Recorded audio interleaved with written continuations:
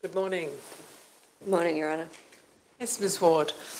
Your Honour, I appear as counsel assisting Your Honour in the Coronial inquiry this morning into the Long Gully Road Drake fire, and I understand there's an appearance in this matter on behalf of the RFS.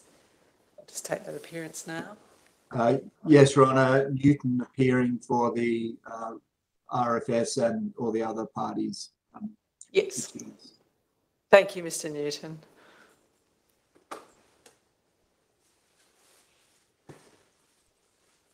We'll just check making sure that the technology is with us today. All good. And apologies for yesterday. Well, Your Honour, if it's convenient, before I open the Long Gully inquiry, I did want to,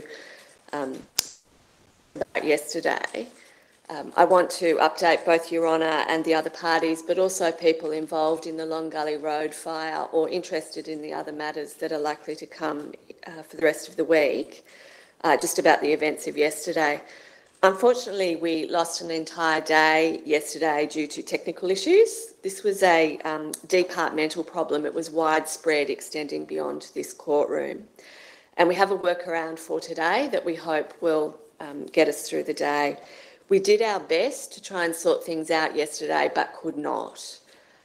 We're sorry that a precious day of court time was lost, and it couldn't be put to good use through a public hearing, but those assisting Your Honour, of course, continued to work hard yesterday during the adjournment period, because the bulk of these inquiries have happened outside of court hours, and they have involved all of the work that has gone into preparing the thousands of pages of statements and maps that Your Honour will ultimately receive. So we're hoping that we can proceed today and for the rest of the month without further difficulties. In addition, we are already aware that a number of our witnesses for hearings for the rest of this week, and it may well extend into next week, are no longer available because of the flooding emergency in far north New South Wales. So we know so far that there will be some police witnesses who are unlikely to be available when we intended to call them, because they're now coordinating or participating in an emergency response. And very sadly, we know that there are some additional witnesses who are now personally caught up in the flooding emergency and having to deal with all of that. So, Your Honour, the proceedings will be reordered and restructured, doing the best we can in the circumstances, and with the expectation that as floodwaters presumably move further down the coast and Sydney itself is expecting a deluge in the coming hours, we might need to be flexible around witness availability. In some parts, opening submissions will be extended, and we will use the opening submissions to provide somewhat of a chronology in circumstances where the officers in charge of the investigation might not be available, and where police officers in their statements provide an account of events. We can just take Your Honour through those events via the statements without needing to hear from those officers. In short, what that means for us today is that the Long Gully Road inquiry will proceed this morning. We're not going to call the officer in charge for that matter, but Your Honour will hear from the two fire investigators, one of the fire investigators and a fire investigation expert. We will then proceed with the inquest today into the deaths of Gwendolyn, Hyde and Robert Lindsey, as they died during the course of the Long Gully Road Drake fire. So that hearing will commence as soon as we finish the Long Gully fire inquiry this morning. So if it's convenient, Your Honour, I'll now commence with the opening submissions into the Long Gully Road fire inquiry. Thank you, Ms Ward. These are the opening submissions for the Coronial inquiry into the cause and origin of the fire known as the Long Gully Road Drake fire. The fire is no doubt known by other names, particularly by the people personally affected by it. The Long Gully Road fire later merged with the Busby's Flat fire, and burnt for close to 2 months. So it is entirely understandable that people may have used different names for the fire as it burnt across country and threatened different communities and different people at different times. The Long Gully Road fire is believed to be one of the first fires during the 2019-2020 Black Summer, but it didn't start in summer at all. The evidence shortly to be tendered within the Coronial brief suggests that the fire may have started as early as the 30th of August 2019. It was first reported to fire authorities on the 5th of September of that year. This was at a point much earlier than one would expect in a typical fire season in New South Wales. It wasn't unprecedented for there to be a fire in this country in September 2019, but it was not typical. But then, Your Honour, what is typical in a changing world?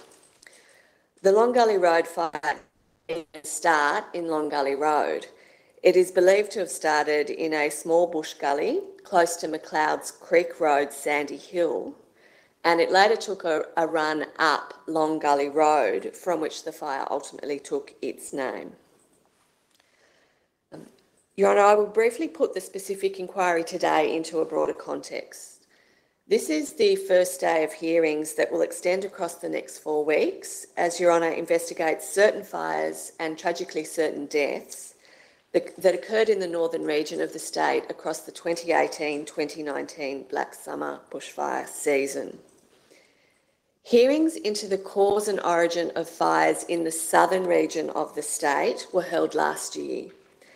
Later hearings focused upon the cause and origin of fires in the central region of the state will take place in June of this year.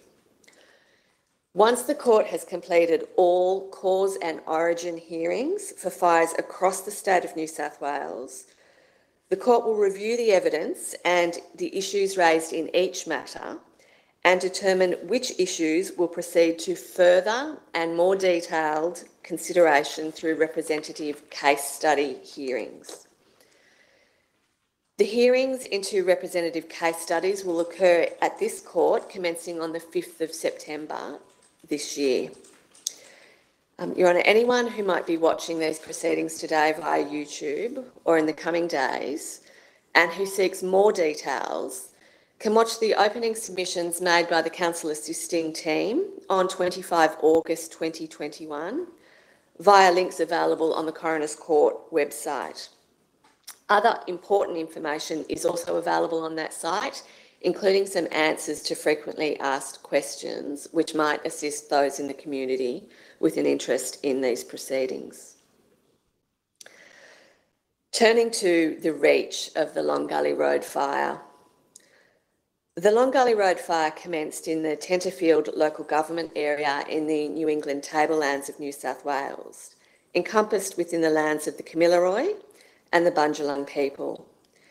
It is said that the area was originally inhabited by the Jukumbal people, who had called it Moombaleen, meaning place of wild honey. Such a beautiful, beautiful concept and word.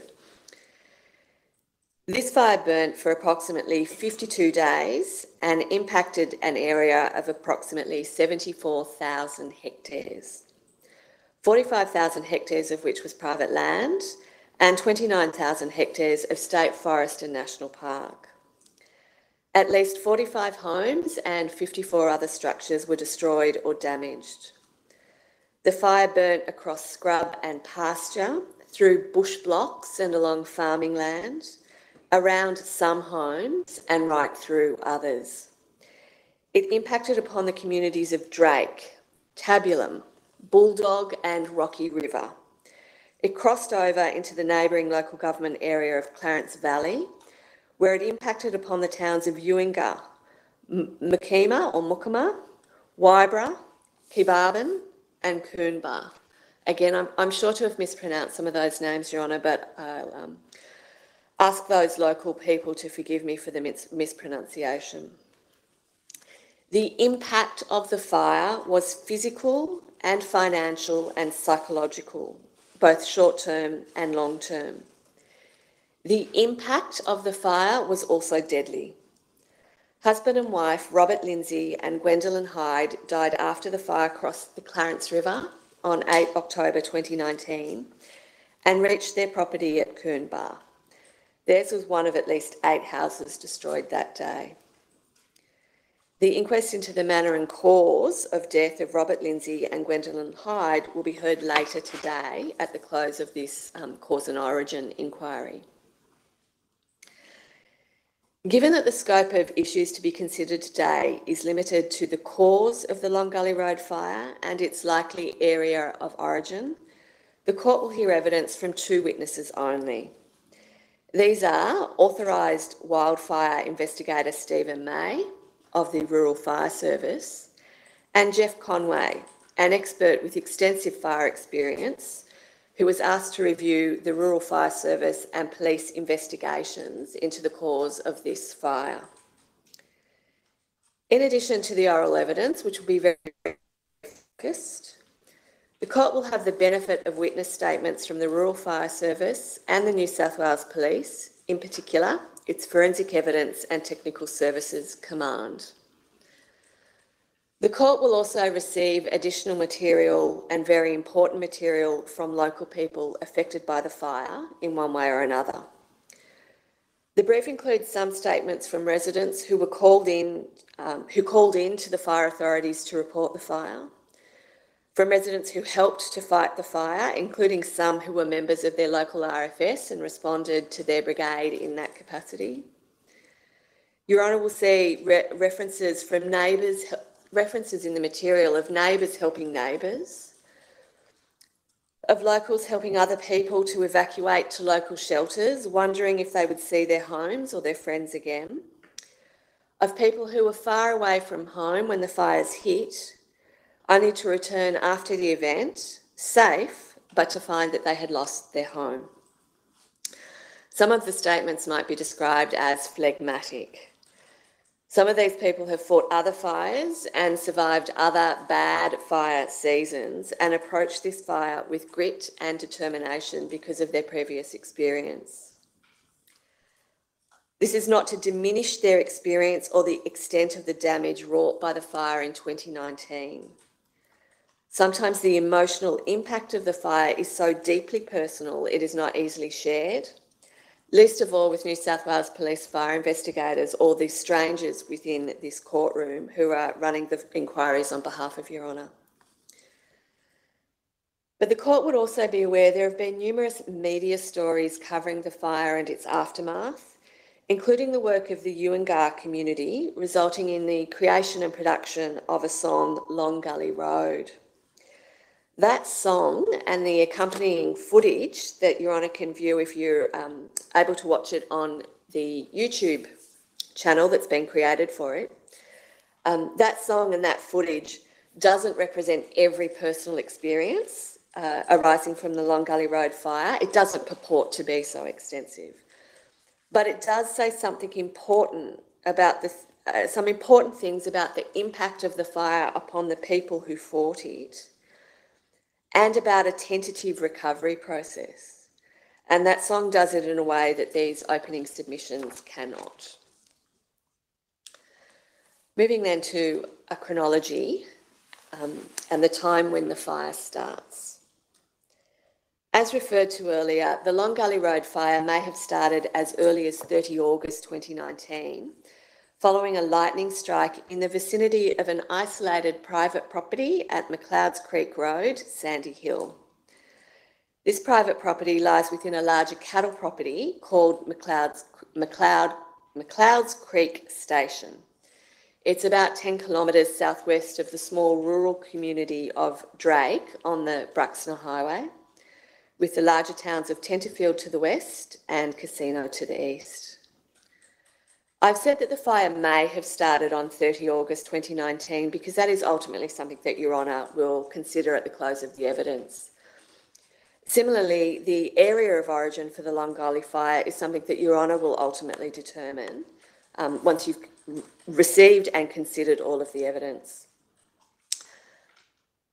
Suffice to say, the evidence the court will shortly receive points to the fire commencing in a remote area, only accessible via bush tracks and fire trails, as marked in the following satellite image. Now, the image that Your Honour can now see, and hopefully others following along at home can see, is not an image from within the brief of evidence. There's nothing professional about it. It's a Google map pulled together by the team assisting Your Honour, and they have inserted some of the important markers just so Your Honour can be orientated to the scene. So Your Honour will see Casino to the top right-hand corner of the map, and then Tenterfield to the left-hand side in the middle of the map. Your Honour will see a blue marker here representing the private dwelling on McLeod's Creek Road in proximity to the area of origin, which is itself marked with a red X on the map. And again, these are estimates only. The council assisting team have laid these details over the top of a Google map. Your Honour will see that the surrounding landscape is a combination of dense bushland, extending in some parts to open grazing land. The terrain upon which the fire burnt varies between gentle, undulating hills to very steep granite slopes and gullies. To orientate the court further, Your Honour will see north of the yellow area of origin box and the red marker is the Gerard State Forest. And then just to the top right of that, you can see the village of Drake in a clearing. This was the first community to be impacted by the fire. Long Gully Road, after which the fire is named, runs in a north-south direction from off the Bruxner Highway in Drake, heading down towards Rocky River. So Your Honour can see the Bruxner Highway marked on the map because it basically passes through the marker we've got of Drake Village, and the Long Gully Road extends down to the south from that Drake Village marker, heading towards Rocky River, towards the bottom of the map. The first sighting of the fire. It seems the fire was first observed by Simon Kaplan, a local property owner on McLeod's Road.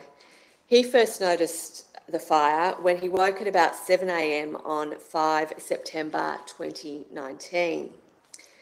He observed that the fire had already burnt from the southwest and across the south side of his 2-acre property and had burnt right up to his house, presumably during the night.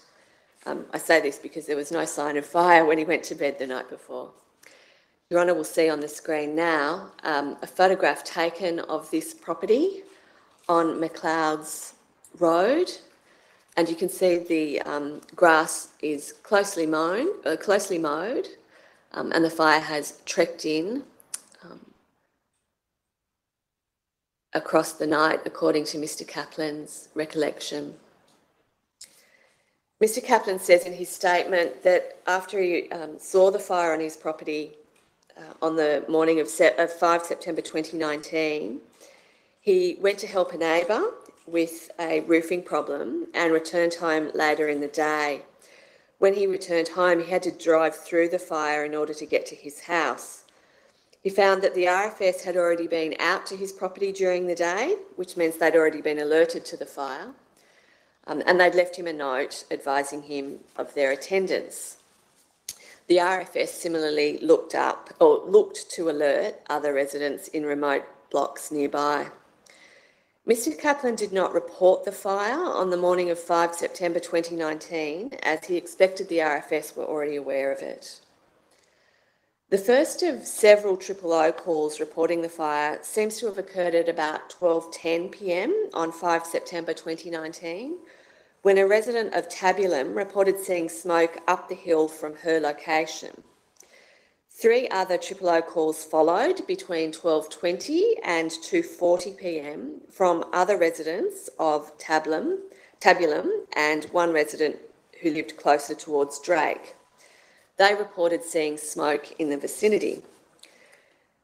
The evidence suggests that given local terrain and the distances involved, it wasn't always easy to actually locate the fire that was creating the smoke plumes that were being seen by these witnesses from a distance. The court has the benefit of a statement from Graham Lightbody, the acting crew leader of the Drake Rural Fire Service Brigade, who was dispatched to investigate the smoke sightings south of Drake. He says that he and his crew did not have an exact location for the fire, but headed down Long Gully Road in the direction of the smoke. They reached the fire at about 3 p.m. and accessed the main part of the fire by about 3:15 p.m. Mr. Lightbody observed the flame height to be 1 or 2 metres and informed Glen Innes Fire Command about its location. He also provided information about the terrain and the fact that the fire was burning in all directions with a 1 kilometre front through the hills. Mr. Lightbody believed that the fire was too spread out for a single fire truck to manage at the time, but he reported that no assets were a threat in the immediate vicinity at this point in the fire. Turning then to fire progression. At an early stage of the fire's development, the RFS produced an incident map, which will now come up onto the screen.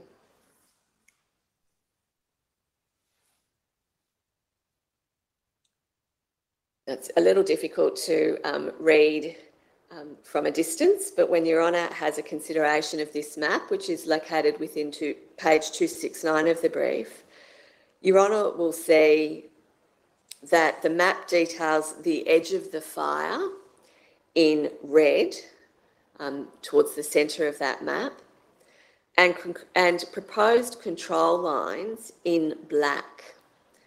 One can see a control line marked on the right-hand side of the map to the right of the fire, extending along the entire length of Long Gully Road.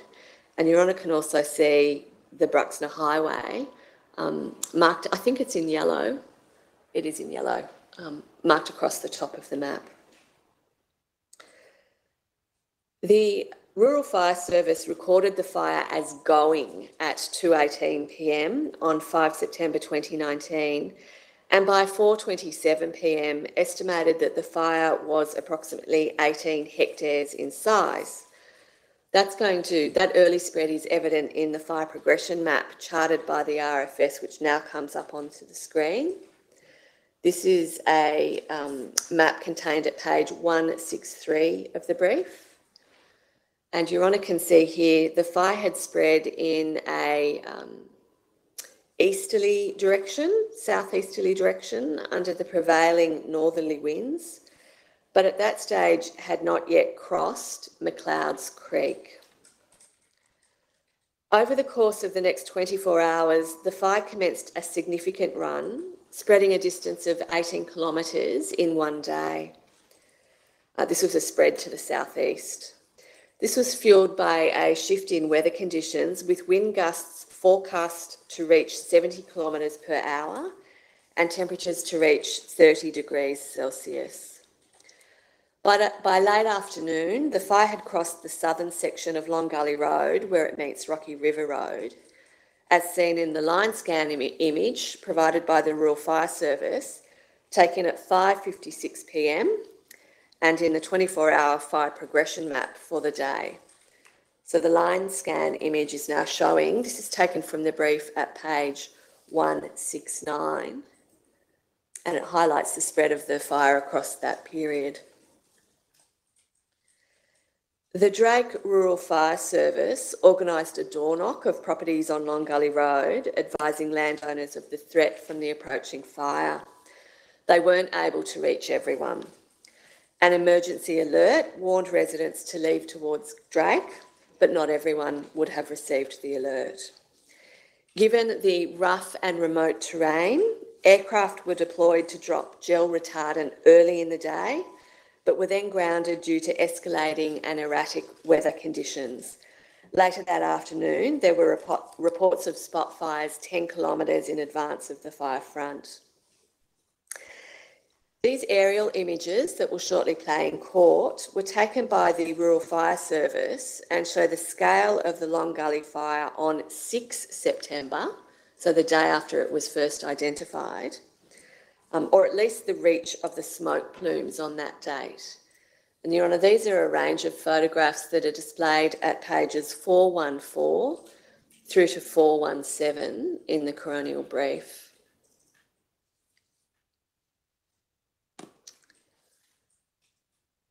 In the early morning of 7 September 2019, the fire was mapped as continuing the run it had commenced the day before and had spread a further 19 kilometres east-northeast in 3 separate initialised fires, head fires. Again, this was considered to be a significant run and extreme fire behaviour. The fire progression map from page 170 of the brief will now be displayed on the monitor. And it shows that the fire had reached Rocky River to the south and Bulldog to the east. They're destroying a number of outbuildings. It had reached Makima or Mukama, Waibra, which Your Honour can see lies northeast of Bulldog, and where it had already destroyed a residence by this time.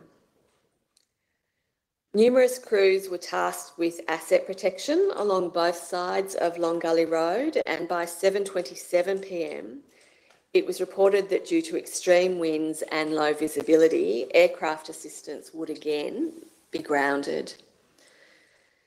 In the weeks that followed, so between 8 September and 7 October 2019, the fire continued to burn, but its progression slowed significantly, and it was mapped as either not spreading or spreading distances of less than 1 kilometre to up to 6.5 kilometres per day. This did not mean that the fire was no longer dangerous from time to time.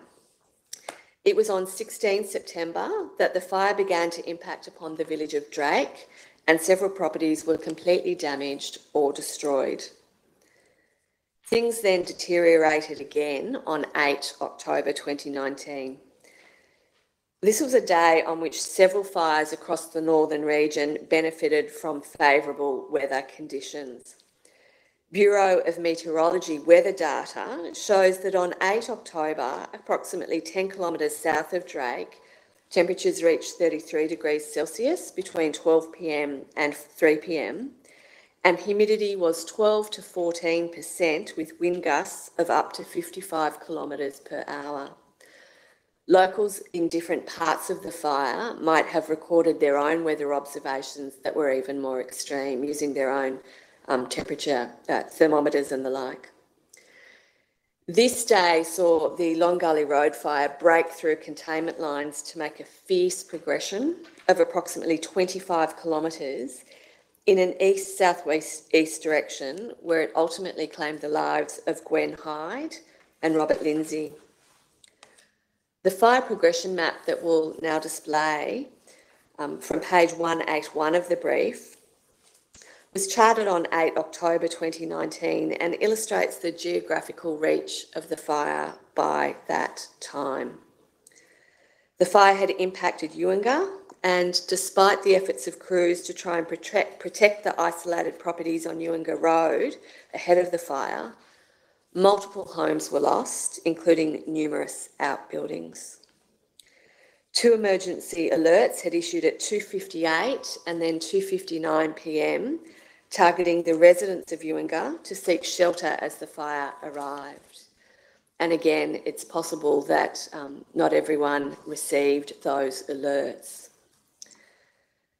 By 4:30 p.m, the fire had crossed the Clarence River to extend its destruction to Keebarban State Forest, Keebarban Road, the Clarence Way Road and Coombar. Your Honour will also notice on this map, mapped in grey on the right-hand side, the Busby's Flat Road fire to the east of the Long Gully Road fire, and with which the Long Gully Road fire eventually merged. A line scan image will now display in court, taken from the brief at page 189. It's an image from 5:54 p.m. on 8 October. It shows the fire had entered Coombar, and the court will hear later today in relation to the inquest into the deaths of Gwendolyn, Hyde and Robert Lindsey that the fire had reached their home at some time between 5:16 p.m. and 5:58 p.m, so around the time that this line scan was obtained. On 9 October 2019, the Long Gully Road fire merged with the western sector of the Busby's Flat fire, as depicted in the fire progression report that will now show on the screen. This is a report taken from page 203 of the Coronial brief, and it shows, as one can see, Long Gully Road meeting Busby's Flat. The court will also receive evidence that on 12 October 2019, significant rainfall occurred at Ungar. I mentioned this in the opening because whilst it assisted with fire suppression in some parts, it also made access to the fire front difficult. Roads became muddy and difficult to pass, as if we need a reminder about the way in which the natural world can switch around and continue to teach us lessons. The Long Gully Road fire was finally declared out on 27 October 2019. Investigation into the cause and origin of the fire. An investigation into the cause and origin of the Long Gully Road Drake fire was undertaken by Rural Fire Service fire investigator Stephen May and Senior Crime Scene Officer with the Forensic Evidence and Technical Services Command of the New South Wales Police Force, Robert Farragher.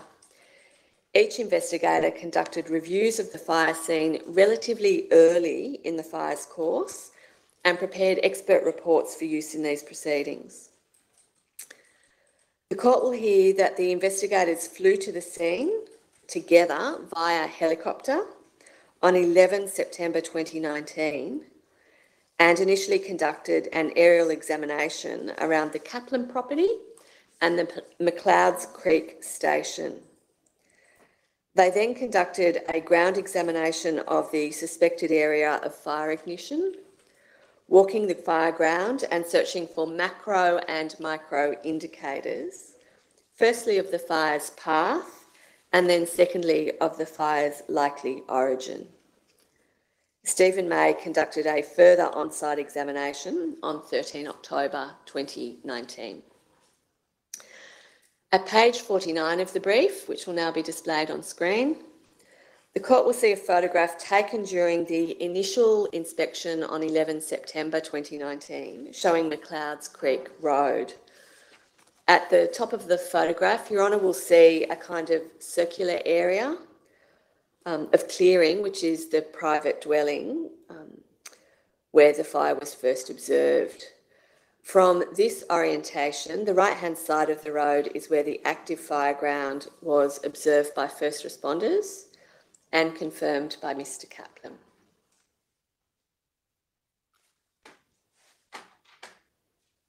We'll now move to a photograph at page 126 of the brief, which illustrates the likely area of origin in proximity to the private residence. I can see, even as I'm making these submissions, Your Honour, that there's an occasional flickering in the connection. There might be some delay in the photo coming up on the screen. And if it's all across the state, okay, it's being used today because of the emergency. There we go, hopefully visible to people watching on. So that's a photograph that illustrates the likely area of origin, the red marker, in proximity to the private residence, which is the cleared area towards the bottom right of the photograph. Stephen May's investigation led him to a fallen tree and the remains of its stump. He observed that the stump had been consumed internally by fire and that rocks and natural earth had apparently been displaced from around its base, consistent, in his opinion, with lightning that had discharged through the root system. He saw further evidence of a backing fire spreading out in every direction from the stump remnants. After eliminating all other potential causes of fire, Mr. May concluded that the most probable cause of the Long Gully Road fire was a lightning strike to that tree. The court will also receive into evidence the expert opinion of Senior Crime Scene Officer Robert Faragher. He was also satisfied that the area of origin was in the same location within the gully. He observed 2 large trees in the gully, completely consumed by fire, which he described were possible targets for lightning strikes. However, he saw no indication of damage or lightning scar evidence to allow him to draw a definitive conclusion. Senior Constable Faragher states in his report that lightning strike data indicates there was lightning and storm activity all around this area on the evening of the 30th of August 2019, but no lightning strikes were recorded within a 1 kilometre radius of the proposed area of origin. A map prepared by New South Wales Police will now show on the screen, taken from page 118 of the brief. This plots the available lightning strike data within the general area of origin across the previous week. There were 9 lightning strikes recorded within the area on 30 August, between 8:50 p.m. and 9:30 p.m. Your Honour will see a red circle representing a 1 kilometre radius from the point of origin, which is again identified by the red cross. The yellow arrow points to the private residence on McLeod's Creek Road. Thus, the court will observe that whilst the Rural Fire Service and police investigators agreed upon the likely area of origin for the fire, the police investigator was not prepared to go so far as to conclude that the fire was caused by a lightning strike, although he thought this was the most likely cause. So most likely, but he was not prepared to say that that was the definitive cause. In contrast, the Rural Fire Service fire investigator was prepared to conclude that the Long Gully Road fire was caused by lightning strike. In that circumstance, Your Honour commissioned a report from Mr. Jeff Conway, an independent expert. This is a report on the papers. The remote location, the passage of time, the limitations on travel as a result of the COVID pandemic meant that Mr. Conway's report had to be quite confined in its scope. Nonetheless, the court will hear Mr. Conway's opinion that the actions undertaken by both investigators and the methodologies that they each relied upon to determine the cause and origin were adequate and were consistent with recommended fire investigation practice. In Mr. Conway's view, the conclusions reached by each investigator as to cause and origin of the Long Gully Road fire are reasonable. Mr. Conway places some weight in his report upon the broad reliability of lightning strike data. He emphasises that lightning strike data is not sufficient on its own to establish a finding as to cause of fire. Mr. Conway cites, amongst other material, a 2015 article in Earth and Space Science, which itself concludes that depending upon the system in use, the accuracy of detecting a strike, occurring can vary from 70 to 90% accuracy of location, and I'll withdraw that and start again. Depending on the system in use, the accuracy of detecting a strike occurring can vary from 70 to 90%. And accuracy of the location of a strike to ground can vary from 100 metres to 10 kilometres. It follows that the fact that the lightning strike data records a strike over 1 kilometre away from the potential point of origin does not exclude lightning strike as the cause. Scene examination is critical. As the evidence presently stands, whilst the New South Wales police investigator was not prepared to go so far as to opine the fire was caused by lightning, Mr. Conway was not critical of the Rural Fire Service fire investigation's conclusion that it was. I'm going to close the submissions now by reference to some acts of bravery and resilience. What was it like to live through this fire? How can those of us who weren't there ever truly know? We didn't feel the heat or hear the noise or smell the acrid smoke, but that doesn't mean we shouldn't listen to those who did. I will conclude these opening submissions by quoting from Mr. Michael Mahn, Secretary of the Ungar Rural Fire Service and local resident, who describes his experience on 8 October 2019 as follows. About 2:30 p.m, I noticed some smoke up the road. I contacted my neighbour Les and we went in his vehicle to check on the fire. We got to 103 North Ungar Road and I saw a large amount of smoke from a fire, and then we spotted the fire about 30 metres off the road. We proceeded up the road a bit further and turned around, heading back to North Ungar Road. In that short time, the fire had spread to both sides of North Ungar Road, and we were forced to drive through the fireball, otherwise we would have been trapped. The wind was very strong and the fire was moving quickly. We returned to our houses. I had not received any notice of the fire in my area and the danger that was heading my way. The landline phone and the power had gone out. The fire was upon my property in a matter of 10 to 15 minutes. I could see and hear several explosions, followed by huge black clouds of smoke and flames from these explosions.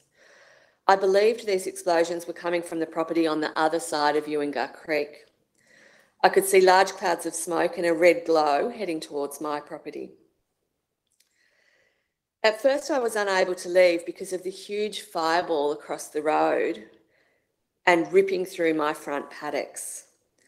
I loaded my ute with personal items, which were in boxes just inside my front door. I intended to leave and head to the Ungar Community Hall. I was unable to leave my property because the fire had reached my front gate and front paddocks, and a crown fire was proceeding down North Ungar Road towards Ungar Road. I was alone at my place and I started to fight the fire coming up the paddocks towards my home. I was using a blower at this stage. It was a grass fire working its way up the paddock. The blower was doing the job and putting out the fire. A helicopter passed over and saw me and saw what I was going to be hit with, and dropped a bucket of water beside me in the bush regrowth. I turned my back on the fire and I was hit with a wall of flame and heat because of a major wind change in speed. I had to run approximately 50 metres towards my house and jumped the side internal fence. The fire raced up the hill and was on my heels, and the fire was all over my shed and containers. I was using buckets of water trying to put the shed out. Then the helicopter had returned and dropped the second bucket of water right along the shed and my two 20-foot containers. The skill of this pilot was amazing, and from this action, he changed the direction the fire was heading. This is why my bus, Priscilla, Queen of the Desert, was saved. The fire raced up the hill and now my top shed and water tanks were going. Losing my water infrastructure, I was unable to do anything about it, but now my exit to leave the property was also gone. I was not aware that the fire had come at my home from the front side through the bushland. A fireball pushed by 100km/h winds, it went completely over my home and I ran out past my house to the back paddock. This was not a good move at all, as the crown fire was all around me and it was travelling faster than I could run. I was being hit from two sides in the smoke and the heat, which was unbelievable. I stopped where I was heading and just watched the fire, looking for a way to exit. The fire was crowning and with a tornado twister ripping through the tall trees. Mr. Mahn goes on to say, My only exit open to me was to head towards the black, where the fire had already been. The whole paddock I was in was on fire, and I ran back to my house. It was a ball of flame, and I jumped the side internal fence and headed out the front paddock, believing I had lost everything. I headed up the road, and I was trying to get to my neighbour's place, as I knew he was on his own and was not going to leave his place. Going past his place, I saw his dead cows, and the land was unrecognisable. And the smoke I could not see through. But I got to his front gate, and the whole place was on fire. At that time, a rural fire service truck came down the road and saw me, and the crew would not let me go any further. Your Honour, Mr Mahn was eventually taken to the Ungar Community Hall, and to his relief, he found his neighbour. Mr Mahn later returned to his home and found it still standing but on fire, which he was able to extinguish. He lost a shed which contained all of his tractors and cars and tools and all of the fencing around his 35-acre property. I say acre, I mean hectare. Mr Mahn's neighbour also managed to save his house but lost everything else. And as Your Honour will have observed from the statement from Mr Mahn, one of his other neighbours lost their home. Mr Mahn was not, of course, the only person to have such an experience in the course of this fire, but I have quoted his account in some detail because it provides such a human perspective to this natural disaster. Your Honour, I'm now going to play to the court two short videos taken on 8 October 2019, which were provided to New South Wales Police by Mr Mahn, but were taken by one of his other neighbours, Christopher Warrington. Mr Warrington has also provided a statement to the court, which is within the brief of evidence. Mr Warrington's property is on 110 hectares, the majority of which is bushland, with a large clearing around his house. His house was saved, but the fire destroyed his pumps, his tanks, and a workshop full of machinery and tools and timber. So the first short video that we'll play shows the fire front raging towards the house.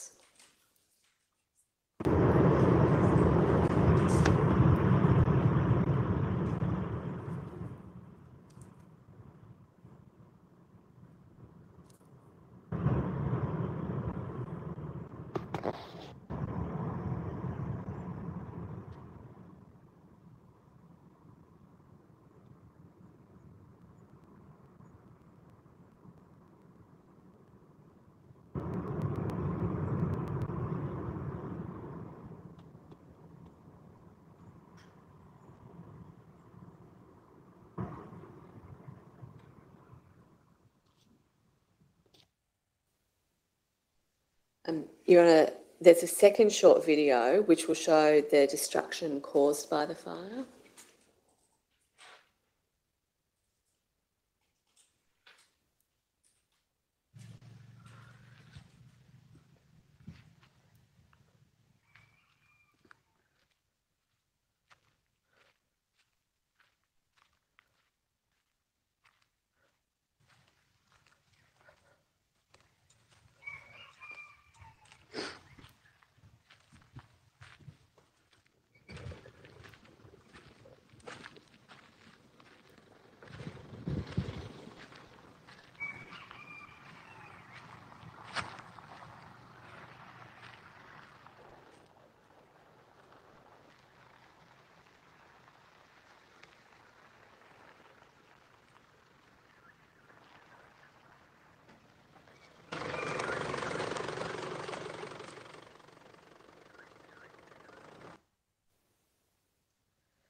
Your Honour, that's all that I wish to say by way of opening submissions. We understand that there is again a problem with the live stream freezing. So could I invite Your Honour to take a short adjournment and we'll see what we can do. Well, thank you, Ms Ward. Adjourn.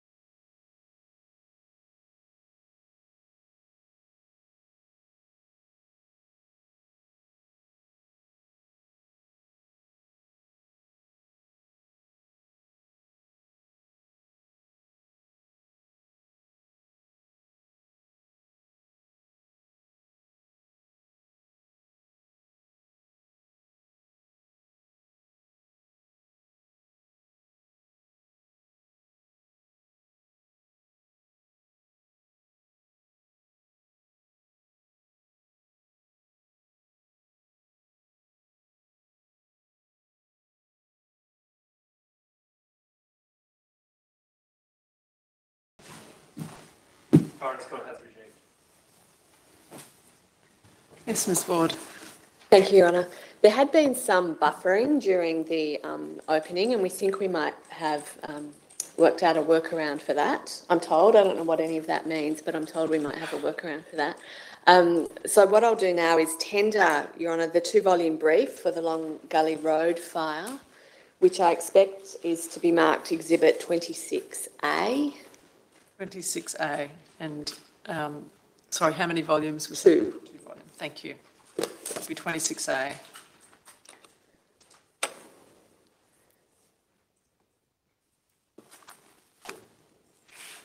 And then the first witness, Your Honour, is Mr. Stephen James May. And I can see him on the screen, so I'll just check. Mr. May, can you see and hear me in the courtroom? I can. And would you like to take a religious oath or an affirmation? An affirmation, please. Thank you. Silence, please. Do you solemnly and sincerely declare and affirm that the evidence you shall give will be the truth, the whole truth, and nothing but the truth? If so, please say I do. I do. Thank you, Mr May. Yes, Ms Ward. Thank you, Your Honour. Would you state your name and occupation? Stephen James May, fire investigator for the Rural Fire Service.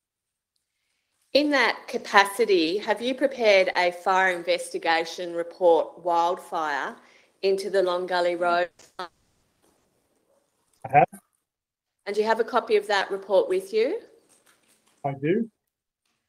And that report is annexed, isn't it, to a statement that you affirmed on the 22nd of September 2020? That's correct. Mr May, I want to ask you some questions about your observations when you travelled to the general area of origin for the Long Gully Road fire. But first of all, is this correct that the fire was first reported to RFS on the 5th of September 2019, and then the fire investigation report was allocated to you on the 8th of September, so only about 3 days later? The incident, I guess, on the 5th of yes, it was allocated. Yep. 3 days to get up there, correct. You say in your fire investigation report that before travelling to the scene, you were able to access certain documents on ICON, I-C-O-N. What's ICON? Incident Control Online. It's the RFS notification system. What documents were you interested in looking at before travelling up to the likely scene of origin? I examine reports for intelligence gathering to extract any relevant information for my investigation, and I looked at situation reports, incident logs, map lists, attachment lists. Presumably you need to have an idea about where to even start when you're looking to investigate the area of origin. Yeah, I gather as much information as the size of the fire, where the fire is, who the contact people are, what fire control centre is looking after that fire, and what was reported off the fire ground, that sort of information. Is evidence from the Rural Fire Service crews that first attended the fire particularly useful to you? Very much so. They have reliable information on how large the fire was when they got there. If it's a 100,000 hectare fire and they only saw it at 10 hectares, it's the 10 hectares that I'm interested in. Yes. And in the circumstances of the Long Gully Road fire, you then were able to travel to the Northern Tablelands Fire Control Centre in, I think it's Glen Innes, is that right? That is correct. And you were there able to have a conversation with the district manager, Superintendent Walbridge, is that right? Correct. Did that then lead to a conversation with Captain Lightbody, who was the crew leader on the first Rural Fire Service appliance to attend the Long Gully Road fire? Yeah, conversation with the operations officer and the IC, correct. You say in your fire investigation report that you were then able to first visit the scene on the 11th of September 2019, so less than a week after the fire was first reported. Does that sound fair enough? Yes. And was Rob Farragher from the New South Wales Police Crime Scene Investigation Unit with you on that trip? Yes, that is correct. You say in your report that you then visited the scene for a second, on a second occasion, being the 13th of October 2019. Why did you have that second visit to the scene? When I downloaded the photos, either A, they didn't come out, or B, the last 4 photos were deleted, and I didn't have sufficient photos of the actual tree stump. So I went back to get more detailed photos, but in the month between time, it had all been covered over by leaves and debris. All right. Well, I'm going to take you to some of your photos now, and you might be able to tell Her Honour whether the photos that I've highlighted to show on screen relate to the first visit or the second visit. Firstly, on your first visit to the scene, you were able to view the suspected area of origin from the air. Is that right? That's correct. What aerial view tell you about the likely area of origin? With the information I'd received from the first responder, and I also examined Digital Earth Hotspots, which is a national bushfire monitoring system, told me there was a fire in that location at 02:36 on the 5th of the 9th. We circumnavigated that area approximately 5 times, where where we identified a point of interest, which was in the gully south of McLeod's Creek Road, of an advancing V shape to the east, come southeast, which is pretty typical of in a wildfire progression during the early stages. A V pattern are primarily influenced by strong winds, in this case terrain. And I could see a lateral transition zone from the V pattern heading back north to Clouds Creek Road. Is this a fair summary? When you're in the helicopter first observing the area of origin, you've got some information that you've obtained from Captain Lightbody. I've got the name right, Lightbody, who was on one of the first appliance to arrive at the scene of the fire. Correct. And he gives you, does he, some general information about where the fire was when they arrived, which you can factor into your assessment of likely area where the fire started? That's correct. Also using line scan maps and that Digital Earth Hotspot.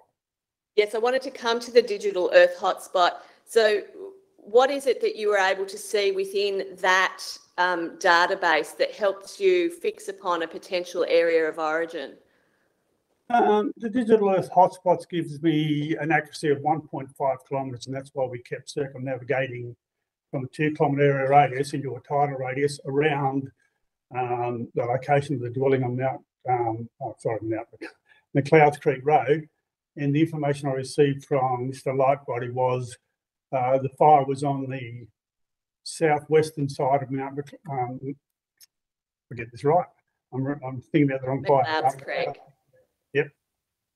So all that information put together, a lot of other information, gave me an area to observe. And when you were in the air from the helicopter and actually observing that area, did the observations you could make from the sky largely corroborate the material that you'd had from Captain I've got to get his name right, Lightbody, and the Digital Earth Hotspot images? Yes, it was in, we were searching in an area that that all those that information was collating to. Where did the helicopter then land? In the house yard on the property of 681 Bravo, McLeod's Creek Road. Now, is that that's a property that we understand is owned by Mr. Kaplan, who we think is one of the first people, or actually the first person to observe the Long Gully Road fire. Are we talking about the same property? We are. What, if anything, did you see of relevance at that site? So his property, after the helicopter landed. So we got more detailed information from Mr. Lightbody on exactly where he actually saw the fire when we were on the ground. So he met you there, did he?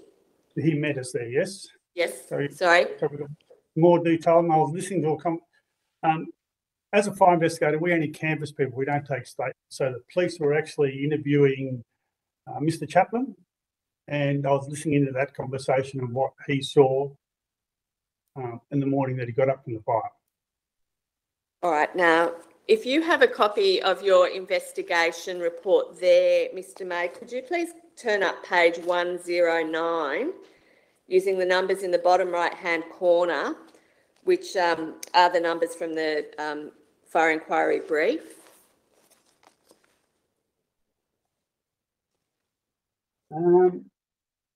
Embarrassing. I'll go to 108. It's your scene field sketch. Oh, okay. Yep, Do you have a copy of that in front of you? I do. We can see on the right-hand side of the map a rectangle marked with a cross said to be the house used as reference point. Do you see that entry? It's 681 Bravo, McLeod's Creek Road. Yes. Do you see how you've recorded that on the scene field sketch? Yes. Now, we understand that that's the starting point for your scene investigation at McLeod's Creek Road, is that right? That is correct. And could you just explain to Her Honour what it is that you did next in the course of your investigation? We, after having a conversation with Mr. Kaplan and Mr. Lightbody, I needed a bit more information exactly where the extent of the fire was. Looking southeast, he explained where the fire was and where he came through from the southeast. We then, from that location, we then drove to the northwest following McLeod's Creek Road. He was explaining that the fire on your map was on the southern, the lower side of the road, and there was no active fire on the right-hand side of the road. And he took us up to the west where the western extent of the fire was at that point in time. So you've recorded on this sketch the fact that the area to the top right-hand corner of the sketch was not burnt as at 15:30 hours on the 5th of September. And that's when the first responder, Mr. Lightbody, observed, yes? Okay. So then you seem to come to this intersection with a track that falls away from McLeod's Creek Road, is that right? That is correct. And did that form the point of entry for your off-road investigation of the scene? That is correct, because that was the northwesternmost extent of the fire. So we used that as our point of entry. And did the group that you were travelling with then track indicators from the point of entry down towards a presumed point of origin? Yes, we tracked directional vector indicators to the southeast of a fire that was actually moving to the northwest. Did you and your colleague from New South Wales Police track the indicators separately or together? I was in the centre and I had one police officer to my left and one police officer to my right. So we're actually doing I was doing a serpentine pattern. We're actually doing a line search. Yes. What are you looking for in this? in the serpentine pattern line search? We were tracking indicators such as protection, stem fall, foliage freeze, angler char, curling, sooting, staining and white ash.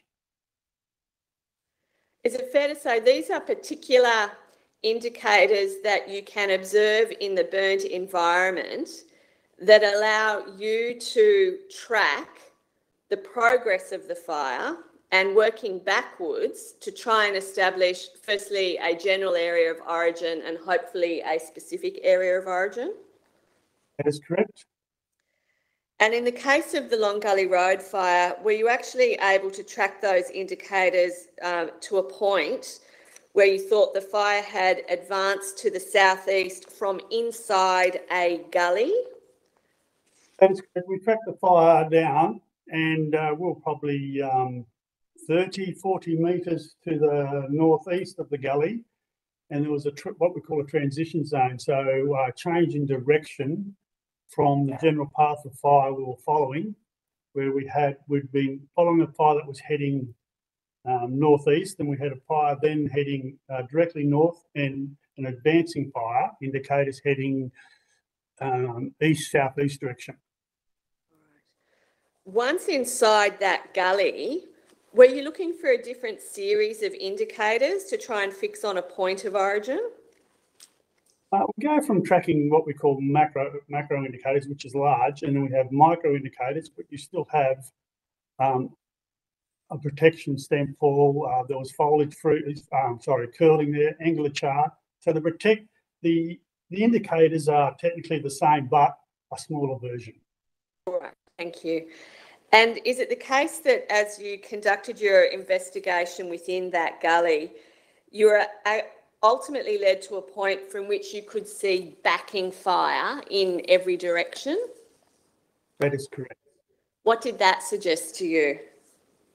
So I'll just clarify. When we went into that gully, I was actually concerned that the fire might, on the southwestern side, I was concerned that the fire might have come in from the other side, then advanced. So we actually did an external examination of that area, which is basically a horseshoe shape, and confirmed that there was no other fire coming in from any other direction. And then tracked the backing indicators back into the gully where there was a burnt out tree and a stump just on the southwestern side that appeared to be burnt out internally. All right. Tell me if this is a fair way to describe your investigation. You start with an attempt to find an area, or ideally a point of origin, and it's only once you've tracked the indicators to that spot that you then really need to consider a potential cause of the fire? So the origin investigation precedes, on one view, the cause investigation. And it's a process of elimination on what it can't be, like there was no power lines in there. So we eliminate a lot of things like power lines, equipment use, miscellaneous causes and so forth, until we can actually, using other indicators like fractured tree limbs and charred tree limbs that were located on the ground, we can safely come up with an opinion on what caused that fire. All right. Well, let's turn to some of the photos you took of what you saw in the gully. Could you turn up page 86 of the brief, which is photo D38, using your numbering?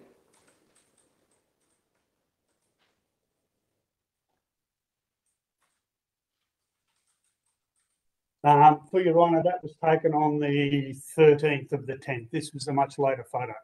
Yes, this was on your second visit to the site, wasn't it? Yes, which, as you can tell, was not very fruitful because of the amount of leaf litter and so forth. Okay. Well, taking into account the fact that there'd been leaf litter fall in the intervening weeks, you described this photo as showing SAO Overview 1. What does the SAO stand for?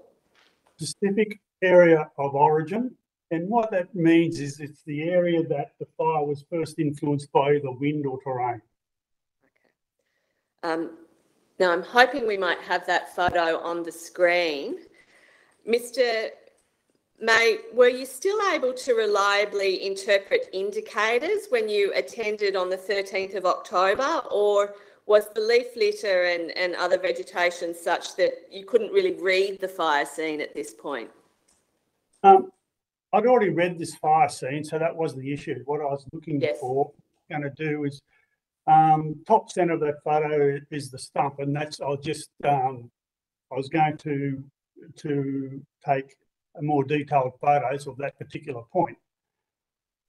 But if you have a look at the photo, the charcoal is still on the ground, and if you have a look to the tree on the left-hand side, see how the limb is broken off that tree? Well, just let me slow that down. So the stump is visible in the top centre of the photo? Correct. And then it looks like there are burnt limbs to either side, or at least burnt trunks to either side. We don't know if they're from the subject tree. I believe they are. Okay, thank you. And then the charcoal that you're referring to, is that what's displayed in the photo in the centre towards the bottom? That's correct. That goes from that point all the way to the stump. Okay. When you first observed this in September of 2019, was the charcoal more evident because it wasn't covered with this leaf litter that we can see in the photo? Definitely, yeah, definitely so. Right. Now, I interrupted you. You were about to tell us that there was a branch that had broken off. Yeah, I'm sorry. Yeah, left-hand side of the photo, top left-hand side, you'll see there's a sapling and a broken off facing moving left. Yes. There are a number of those on that side of the gully. So when that tree came down, it actually propelled the top of the tree, or maybe a fork of a tree to the right, which was also indicated that it had been burnt out internally. And that's the actual area where the fire took a run to the east-southeast. All right. Well, we'll come to that, I think, as we get to some of the other photographs. Could you now turn over, Mr. May, to the photo at page 87? And that's photo D039, using your page numbering.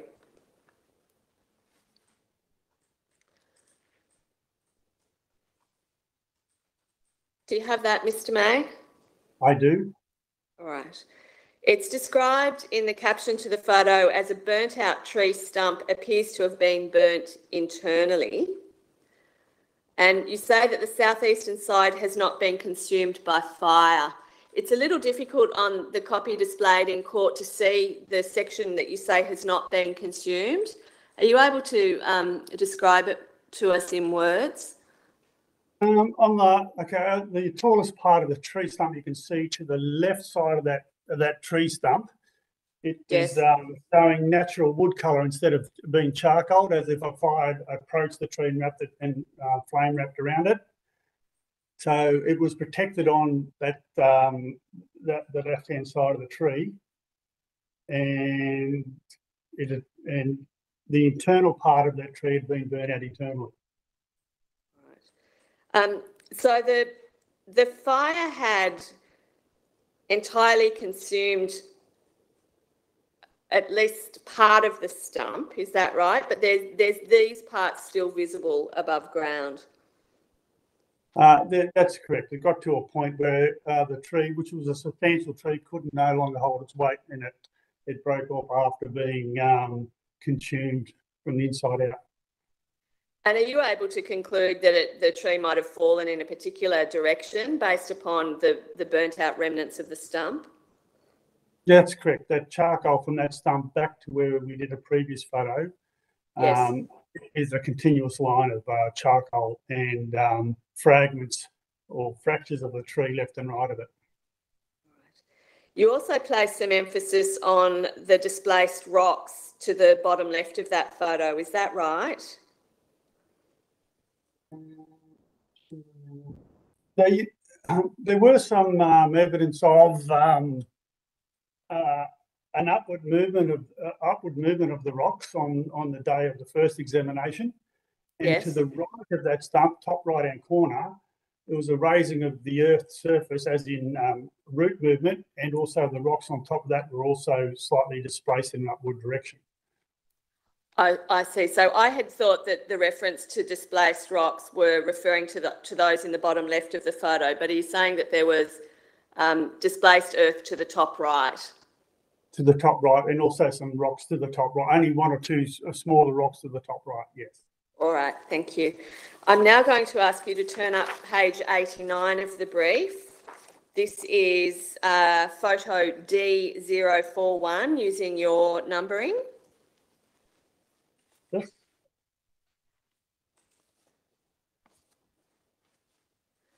Do you have that, Mr. May? Do. Do you see that in the caption to the photo, you refer to numerous splintered pieces of timber scattered within the specific area of origin? Note the outside of the timber has not been consumed by fire. Is that a reference to the piece of timber lying from the left-hand side across to the bottom centre of the photo? Yes, there were numerous pieces of that timber. When lightning strikes a dead tree, unless the core of that tree is moist, the tree doesn't explode. You'll get branches that have come off, which are in a number of photos, and you'll get slabs of timber that actually resemble fence posts or 4x2s. It actually just slices off the tree. And that's an indication. That around that tree stump, there was indications of that sort of timber, even with natural wood colour that had been charred and removed from the tree. You've just referred in your evidence to bits of timber that have that sometimes come off and look like a piece of 4x2. I'm just going to ask you to go to a couple of photos earlier in your investigation report. Could you turn up page 62, photo D014, using your numbering? Yes. Is this likely a photo taken at the time of your first inspection of the scene? That is correct. That is on the, after tracking through the transition zone heading to the Pacific area of origin. This was on the northern side of the gully. That is actually a tree branch.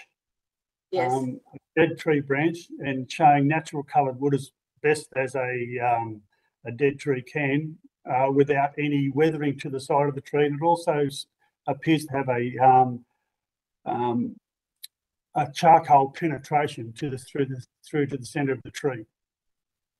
And so what does that tell you as to how that branch might have been affected by the fire? No, it tells me that actually the branch was affected by lightning first, and then you can see How? the impact. Halfway up that branch, you'll see the charcoal remains of a penetration hole. And Right. it's gone through the core of the tree, the branch, Yes. and then splintered it and dislodged it to approximately 20 metres to the north of the tree concerned. Then if you could turn, Mr. May, to page 64 of the brief, that's page D016, using your numbering. Have it? Is this an example of the sort of tree splintering that resembles a 4x2 that you were referring to earlier? There were numerous ones of these around. As you can see, the natural wood or more decaying of the wood. It hasn't been weathered, and the impact zone is at the more charred end of the ground. So it's been displaced from or fractured from the tree, and this was also probably 18-20 metres on the northern side from the tree. So is it your hypothesis that this piece of tree has been displaced by lightning strike and thrown out that distance from the subject tree? That is correct. Mr. May, could you now... Well, no, leave those photos where they are for the moment. I want to put some propositions to you, Mr. May, that come from the investigation report of Senior Constable Farragher, and I just want to give you an opportunity to comment on the things that he says. Senior Constable Farragher says there were at least 2 large trees in the gully. Both were almost completely consumed, and it is unclear whether they were standing at the time of fire. Can I give you an opportunity to respond to that observation from Senior Constable Farragher? Okay, the tree that I'm concentrating on, which is the pieces of wood we're seeing from. Yes. If I could refer the court to page 91, if you can bring that up. I'm not sure that we can bring it up easily, but we have hard copies in the court. So if it's not available on the screen, we can at least look at it in the brief. All right, so I'll just pull this out of my own folder. So in page 91 is your photo D043, is that right? That is correct. Yep. Go on. So in that photo, the stump is in the left-hand quarter of that photo, and Yes. the charcoal running down from left to right is in the gully. Yes. In between that, there's a number of branches. I'll start this again. In the right-hand side, you'll see a small sapling that's been snapped off and a branch going left to right from it. Yes, falling down. Yep. If you could, if it was on the screen, we could blow that up. Also down that. It's on the screen now, Mr. May, but I'm not sure that we can. Oh, look, we even can enlarge. There we go. Can we? So we've got the sapling on the right-hand side with a branch falling down left to right. Yes. Down in the front of that tree, there are, we'll say, char scrape marks coming down the front of that tree where we're looking at it. Well, we've lost it. Yeah, I'm not sure that I can see it. Perhaps can you describe the char scrape marks by reference to the blue flag that's sitting towards the middle of the photo? Well, the blue, the char marks are actually on that tree with a branch that's been broken off to the right. I see.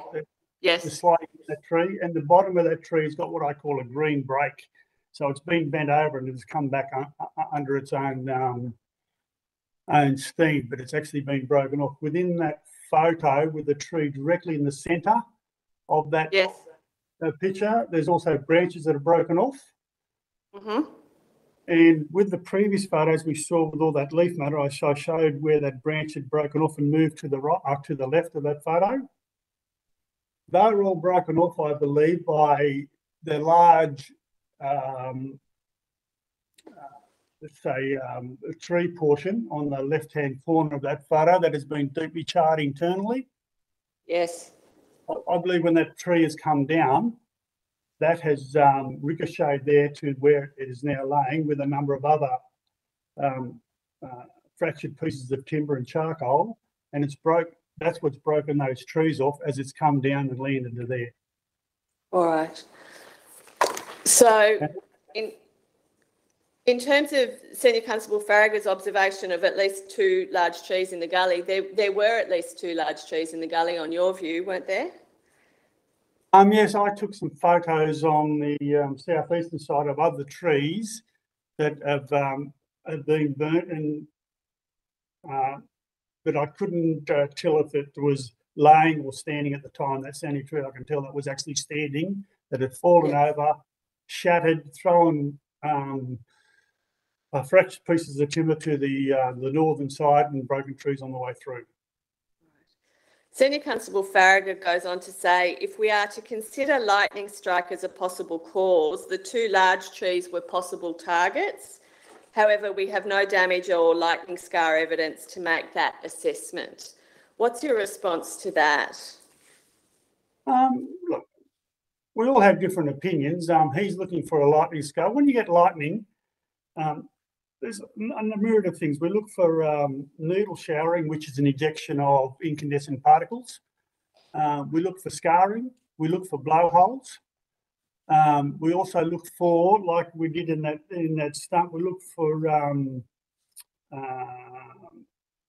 what's basically called root disturbance to the soil, where the tree's been shaken. There must be occasions when a lightning struck tree is so badly damaged by the strike or the ensuing fire that it's largely consumed and the remnants might not show evidence of lightning damage or lightning scar. Does that happen? That's true, but we use the evidence also around the tree, like those fractured pieces of timber that are showing indications of heavy charring that shouldn't have been there. And if that stump was totally consumed, I couldn't have said that I couldn't have said if that tree had actually been hit by lightning. But of course, that stump was there, and the movement of the Earth's surface in an upward direction with a few displaced rocks is what you get when a lightning discharges into the ground through a tree. So it is correct. Plus your conclusion that the stump remnants had burnt from the inside out. That's correct. You say in your report that weather records indicated there had been lightning in the vicinity of the fire on the 30th of August 2019. Are you able to give an estimate as to the nearest strike to your proposed point of origin on the data that you observed? There are 3 strikes in the nearest point. The closest one was 1.6 kilometres, and the 2 others were plotted approximately 1.8 kilometres from the target area. Are you able to explain to what extent, I'll withdraw that, to what extent can you rely on lightning strike as a cause of this fire, given the lightning strike data doesn't coincide with the point of origin that you identified at the scene? The reason when we extract lightning strike data, I use a 10 or sometimes 20 kilometre radius, because not all lightning is indicated on the lightning strike data, and because of the way the sensors around the in this case the East Coast, I can't tell you how far away they are, they're actually tracking a magnetic impulse from that lightning strike, and it gets it down to such a level that then it goes through a computer system, then it's a projection to the ground. So if that lightning from those other points fractured, or as being out here in the country, you actually see it turn left or right in the air, it's very feasible this is a lightning strike. Right, so if this is a fair summary, there are 2 points there. Number one, there's the potential for a lightning strike to occur that is not even captured by the data. There is. Yes. And number two, there is the potential that the lightning actually grounds to earth in a different point to that projected by the modelling used in the lightning strike data. And we find that more in this hilly sort of terrain, correct? So there must be some sort of area of confidence within which you can predict that lightning might have fallen at the point of origin, even though it's being recorded from 1 to 1.8 kilometres away. I track origin and cause, and with the information on the ground, and with the fractured limbs and heavy charring and the root system displacement, that's what we track. Of course, there wasn't lightning within 1.6 kilometres. Doesn't mean it didn't hit there. Well, it means there wasn't lightning recorded within 1.6 kilometres. It doesn't mean that there wasn't, in fact, lightning within 1.6 kilometres. That's correct. All right. Assume that the lightning struck tree you identified as the point of origin was struck on the evening of 30 August. How do you account for the fact that the fire was not observed until the morning of 5 September? 5 September. 5 September. I'm lucky enough to live in the nice country of New South Wales, and we have numerous national parks around us. When we get lightning strikes, if it doesn't pop up straight away, we have a 3, 5, 6 day window before we see smoke, depending on what's on the ground. If it's an internal fire, like I suspect this is, you wouldn't have seen anything. It took that 5 days for that tree to fall down. And of course, this is in a very remote area where you don't have a lot of passing traffic or other people around to observe. That's correct. Do you agree with that? All right. Your Honour, those are my questions for Mr. May. Yes, thank you. Mr. Newton, do you have any questions? No questions, Your Honour. Thank you. Thanks very much, Mr. May. You're excused. Thank you, Your Honour. Your Honour, the next witness is Mr. Jeff Conway, and I'm hoping that he's waiting in a waiting room in order to give his evidence. Mr. Conway, can you see and hear us? We can see you. Can't hear you yet, though. I can hear you and see you clearly, Your Honour. Excellent. Thanks very much, Mr. Conway. I think Mr. Conway will take the affirmation. Silence, please. Do you solemnly and sincerely declare and affirm that the evidence you shall give will be the truth, the whole truth, and nothing but the truth? If so, please say I do. I do. Thank you, Mr. Conway. Yes, Ms. Ward. Would you state your full name and your professional address? Jeffrey Bruce Conway, and my professional address is 95 Earls Road, Yarragon South in Victoria. Mr. Conway, you carry the post-nominals AFSM. What does that stand for? Uh,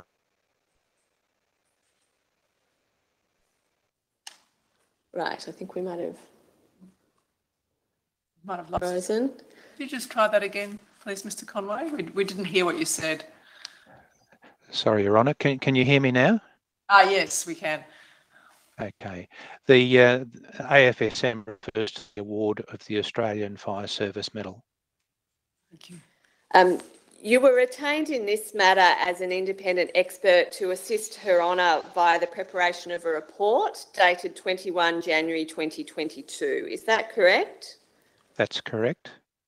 And at Annexure 1, you have included your qualifications and experience, particularly in senior fire service management roles in Victoria. Is that a fair summary? That's correct. You are careful to tell Her Honour that you are not a practising fire investigator, although you do have formal qualifications in the field. Is that right? That is correct. Instead, your experience has been at a senior level in fire response agencies where you've had responsibility for reading and analysing numerous fire investigation reports. Is that a fair summary? That's correct. The roles that I've had have made me a principal audience for fire investigation reporting. In terms of the Long Gully Road fire, you were asked to review a report by the Rural Fire Service fire investigator, Mr. Stephen May, and a report by the New South Wales Police Service, Senior Constable Fullagar, and to assess the methodology used by each of them in the course of their investigations. Is that correct? That's correct. Mr. Conway, the court has the written report that you prepared in response to that request, but for the benefit of any members of the public who might be following proceedings, can you briefly outline the result of your review? I compared the work done by Stephen May and Robert Farragher in the context of training that's provided to Australian Fire Service personnel in determining the point of origin and the cause of a fire. That's identified principally through a public safety training package training program, which provides the steps that you would expect a fire investigator to follow in achieving those two outcomes. I also referenced other material prepared by fire services here in Victoria, and also the, and I'll make sure I reference this correctly, Ms. Ward, the Guide to Wildland Fire Origin and Cause Determination, which was published by the National Wildfire Coordinating Group in the United States in 2016. That document represents good practice, and a number of Australian fire services are associates of that particular group and reference that material. I compared the work of both Stephen May and Rob Farragher to the guidance provided both in the public safety training package, training materials prepared by other fire services here in Australia, and the guide, and it closely aligns to the guidance provided there. I believe the approach that both of these officers took was a representative of good practice. So they've each followed a method that is consistent with wildfire investigation guides, both internationally, so the US guide, and you, for more abundant caution, have compared their methodology against the methodology used in the organisations that you've worked with within the Victorian authorities. Is that right? That's correct.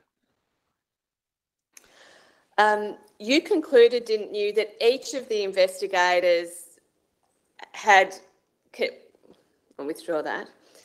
Each of the investigators had conducted their investigations in a manner that closely aligned with best practice, whether you were looking at the Victorian guide or the United States guide. Yes, they did follow good practice, and in particular, I'd make observations in relation to their noting of particular indicators, both macro and micro, of direction of travel, and that's a key expectation that we have in identifying the point of origin. That's a first step in any particular investigation, being confident about the physical location where the fire started. Once you're confident that you understand that, then you can then determine the likely cause of a fire. Without actually witnessing the ignition, it's always an interpretation of the evidence that you're able to collect as you go through the process. And is it the case that you thought that each of the investigators had conducted themselves in a manner closely aligned with those recommended guides for investigations, even though at the end of their investigation, one was prepared to find the fire was caused by lightning and the other preferred a finding that the cause of fire was undetermined? I did note that, and it's not the first time that I've encountered that. Varying views are quite common amongst investigators. As indicated, they all interpret the evidence available to them to draw their conclusions, and certainly fire service personnel are encouraged to make a determination on the balance of probabilities. The cause of fire was as indicated by the evidence in front of them. I've had more limited exposure to police service investigators. My experience has suggested that they would look for a set of circumstances that are beyond reasonable doubt, and that's distinction is not uncommon. They've identified common indicators. They both seem to be confident of that area of origin, and both conclude that lightning is a possible cause. Mr. May seems more confident about that, and I understand the conclusions that both of them have drawn. Certainly, Senior Constable Farragher, in terms of any likely cause, he identifies lightning as the most likely cause. He's just not prepared to go to the point of determining that it was the actual cause. Is that a fair reading of his statement? That's my understanding of his statement. Senior Constable Farragher places some weight on the fact that the lightning strike data he used did not place lightning within 1 kilometre of what was identified as the point of origin for the fire. You recall reading that within his report? I did. In your report, you suggest that the absence of direct strike at the point of origin does not necessarily mean that lightning was not a cause of a fire. Can you explain the reasoning behind that? Yes. Our experience with lightning monitoring systems indicate that they are an excellent tool, and they will certainly give you an indication that lightning was present and that it's a potential cause. What we have come to understand through our experience and also through research and publication of peer-reviewed articles is there is a degree of inconsistency. Mr. Conway, we've just lost you there. Can I get you? Can I get you to come back? We lost you at there is the degree of inconsistency. Could you just repeat your answer from there? I can. You're hearing me clearly now? Yes, yes. Wonderful technology. Yes, we are, through our experience and through research, able to identify that the systems that are used to monitor lightning and identify lightning strikes are not entirely reliable.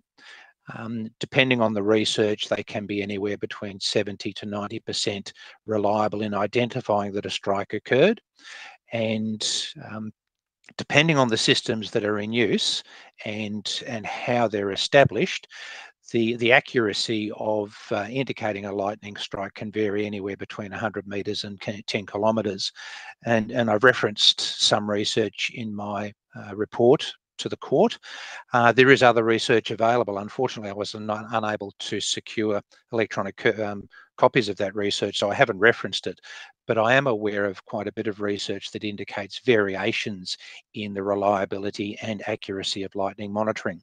But that's not to discount its value in indicating that lightning has been present at any particular time. So the lightning strike data may not be enough as and of itself to identify cause and origin, but it can be useful information to supplement a proper scene investigation. Yes, I strongly agree with that. It's an incredibly useful tool, and it certainly gives us a much greater level of confidence about potential cause. Once we know that, you would certainly look for many other indicators as described in the training materials and in the guide. So you look for things like soil disturbance. If there are standing trees, you look for tree scars. You look for frugalites if you're in the right soil types, which you'll often find. And again, we've just lost you after you were referring to frugalites in the right soil type. Could you just repeat? Yes. So frugalites in sandy soils are a very common indicator. I'm sorry, Mr. Conway, we've lost you again. Soil type would not necessarily generate. All right, so the absence of frugalites at the Long Gully... We'll try again. Hear me clearly now? Is the absence of frugalites at the Long Gully Road scene not surprising because it wasn't the sort of soil type you might expect to find them in? That's correct, yes. Could you turn up, Mr. Conway, please, page 8 of your report, which is page 158-8 of the brief. We don't need it on the screen, but I'm just going to ask the expert to have a look at some photos he's highlighted there. Mm-hmm. I have those in front of me. Mr. Conway, you seem to place some emphasis on some of the photos taken by Steve May showing the tree stump in a particular way and perhaps the presence of blowholes? Not so much blowholes, but soil disturbance. Yes. Photos D039, D040 and D041 all indicate a degree of soil disturbance around a tree stump. The photo on the left in my report is a classic indicator which has been taken from the guide that I've referenced in my report. Yes. The comparison of the photos is not particularly conclusive, but the point to be made is that soil disturbance, as shown in those photographs of Steve and May, are certainly one of the indicators that we would be looking for to give us confidence in relation to lightning as a potential cause of fire. What about the recorded observation of the remnant of the stump, which seemed to have been burnt from the inside out? Yes, that's a particularly telling piece of information as well. The circumstance where we see burning from inside out is very uncommon in the passage of a fire through an area.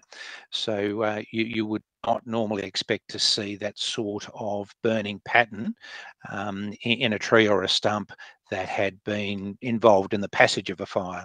That would be most unusual. Again, giving some degree of confidence to the suggestion that lightning may have been the cause of this fire. All right. Tell me if this is a fair summary of your expert opinion. Having reviewed the reports by the two investigators and the methodology used by each of them, you say that lightning strike is a reasonable, it's reasonable to conclude that the fire was caused by lightning strike? I believe it is, yes. And in fact, from your review of the records, you suggest lightning strike could be identified as the probable cause of the fire? That's correct. Would you agree it's the most probable cause because there is no evidence of any other cause? Yes, and in particular, I'd make an observation for the remote location of that specific area of origin identified by both RFS and the police significantly emphasises the unlikely nature of any other potential cause of fire. Is it fair to say that wildfire investigation is often dependent upon excluding potential causes because you might not have an eyewitness to a spark seen to cause the wildfire? Yeah, I think that's a really important observation to offer to the court. Unless you have first-hand witness evidence of a particular ignition, we only have other indicators as identified in the investigation report and the senior constable's witness statement to give us a sense what the possible cause of a fire might be. The absence of any other potential cause and those indicators identified by both these officers bringing it back to that particular location certainly identifies lightning as the far more probable cause than anything else. Your Honour, those are my questions for Mr Conway. Thank you. Mr Newton, do you have any questions? I have no questions, Your Honour. Thank you. Thanks very much, Mr Conway. You're excused. You're welcome, Your Honour. Thank you. Thank you. Your Honour, Mr Conway was the last witness to give oral evidence in today's hearing into the cause and origin of the Long Gully Road Drake fire. Your Honour now has the benefit of the documentary material contained within the brief of evidence, so that's Exhibit 26A, and you have the benefit of the evidence you've heard today from Rural Fire Service Fire Investigator Stephen May and Mr Conway. At a later stage in Your Honour's inquiry into the 2019-2020 bushfire season, those assisting Your Honour will formally address the court on the cause and origin of the Long Gully Road Drake fire. In that regard, I can presently foreshadow, although I'm not making final submissions at this point, I can presently foreshadow that formal submissions are likely to be made as follows: that the origin of the fire was in a small bush gully southwest of the property at 681B McLeod's Creek Road, Sandy Hill, approximately 10 kilometres southwest of the small rural community of Drake. And B, the cause of the fire was a lightning strike to a tree on or about the 30th of August 2019. Your Honour, what I would invite Your Honour to do now is to formally stand this matter over till the 5th of September 2022. Yes. And there will come a point when Your Honour will make some formal findings in relation to this fire, and if it proceeds to go through to stage 2 as a case study representative hearing, then you'll be hearing a lot more about the Long Gully Road fire at some point. Thank you, Ms Wood. Yes, I do that now formally. What we propose now, Your Honour, if it's convenient, is that Ms Stevens will move into the opening submissions for the two matters listed for Coronial Inquest today, which follow on from the Long Gully Road fire. Thank you, Ms Stevens.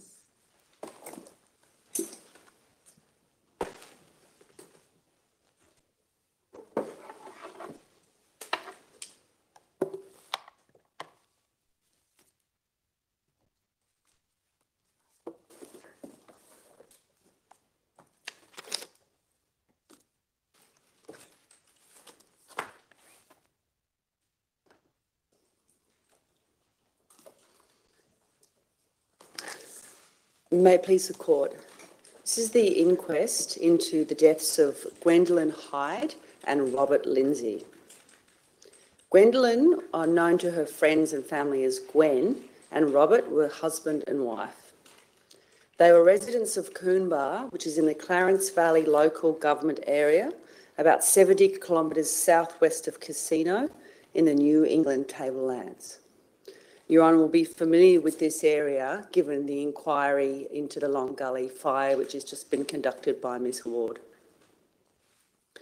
Tragically, Gwen and Robert died together while seeking shelter in their home when the Long Gully Road fire overwhelmed their property on the 8th of October 2019. Your Honour has heard that it is likely that this fire was caused originally by a lightning strike in the vicinity of the McLeod's Creek Road, which flared up in early September 2019 and continued to burn for some weeks. Your Honour has also heard that by the 8th of October, under what can only be described as extreme fire weather conditions, there was a fierce progression of the Long Gully fire, and it jumped the Clarence River and Clarence Way. The fire continued through dense pine tree plantations and scrubland into Coonbar. It is in these circumstances that Gwen and Robert died. I can inform the court at this stage that Michael Lindsey, Robert's son, is watching today. He has made a family statement, which I will deliver at the conclusion of these inquests.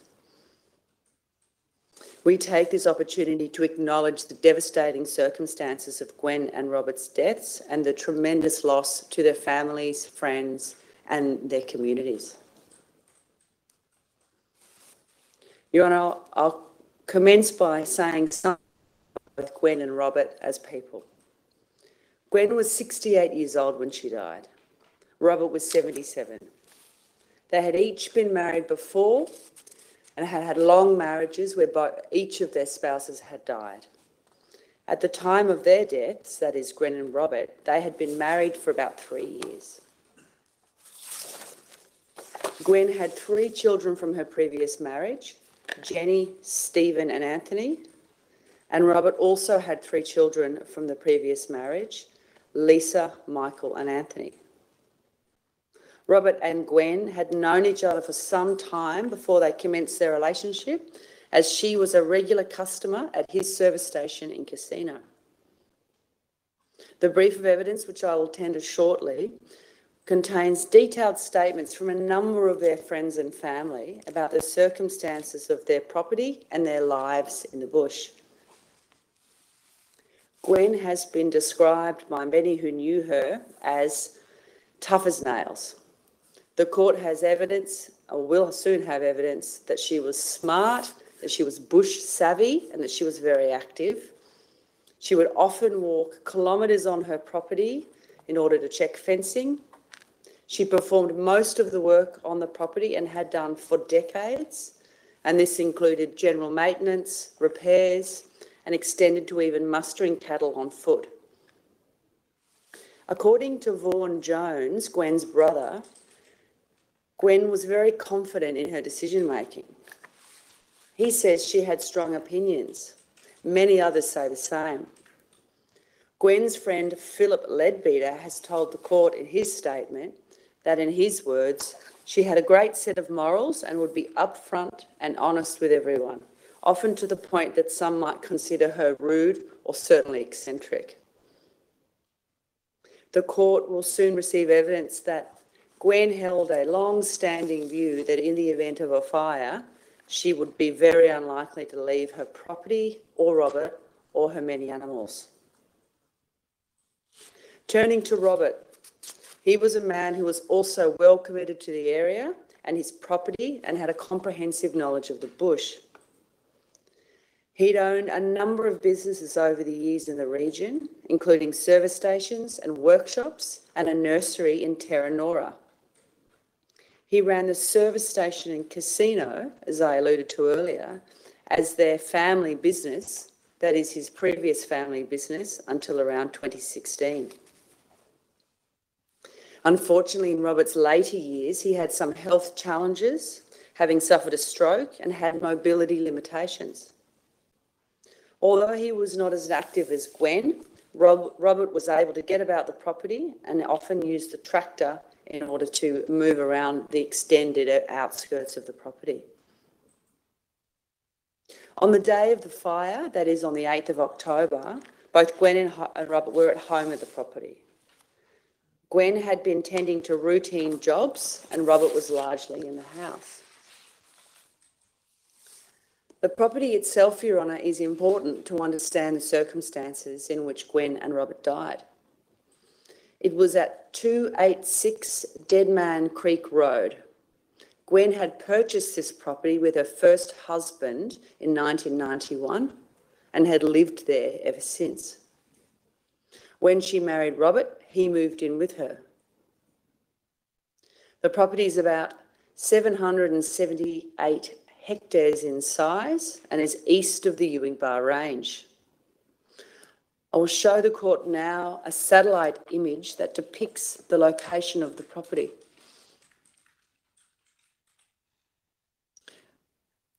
Your Honour will see, and perhaps we can zoom in a little. The red flag is the location of the property, and to the left is the Clarence River. And Your Honour can see simply from that map how isolated it was from the main community. It was mostly set in pine forest plantations with scrub and rugged bushland surrounding it. Access to the property is via a network of small dirt roads, some but not all of which are visible on this map. There's only one road in and one road out to the actual property. It was utilised for some farming, and Gwen and Robert had livestock, including a small head of cattle, some sheep, goats, geese, ducks, guinea fowls, chickens, and some horses. I'll show you on now a photograph that represents an aerial image of the property and its surrounding buildings.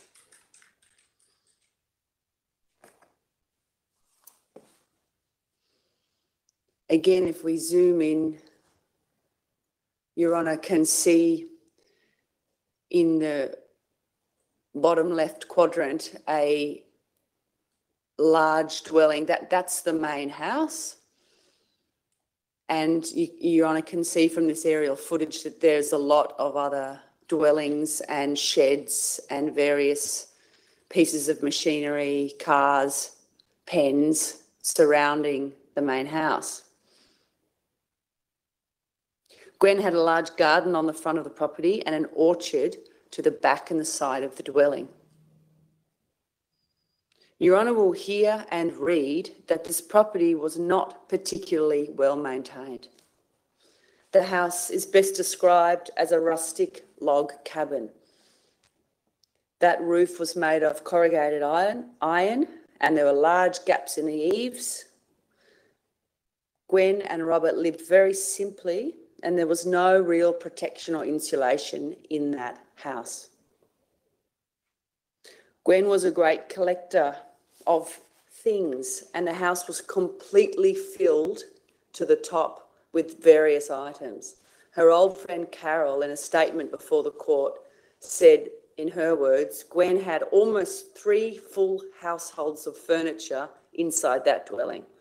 It made movement through the space quite difficult.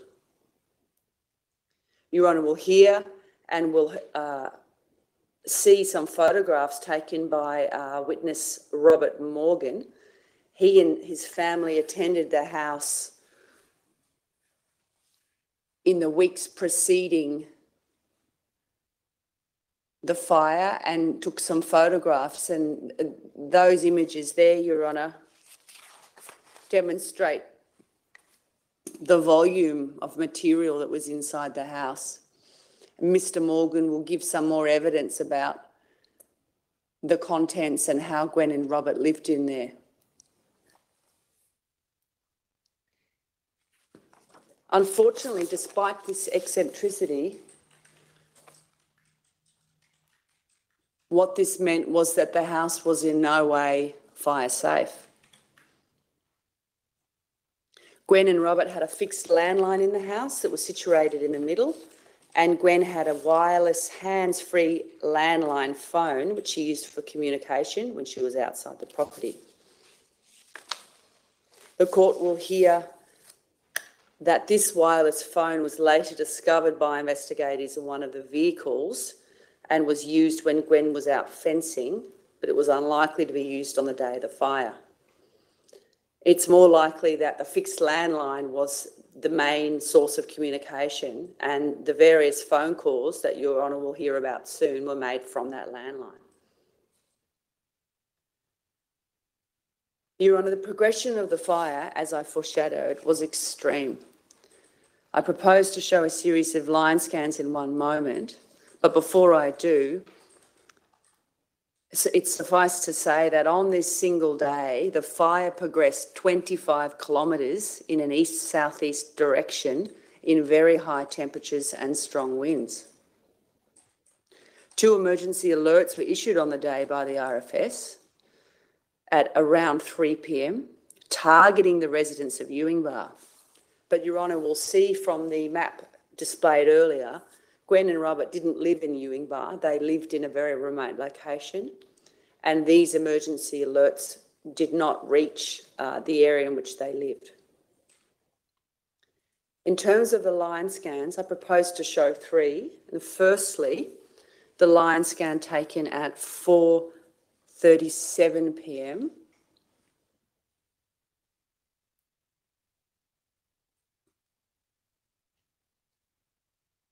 shows the property in relation to the approaching fire coming from the east.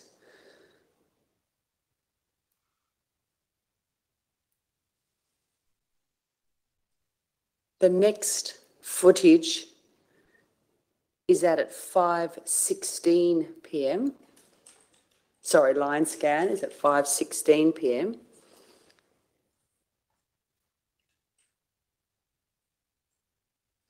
And Your Honour will see, with reference to the river, how much it's progressed in that time.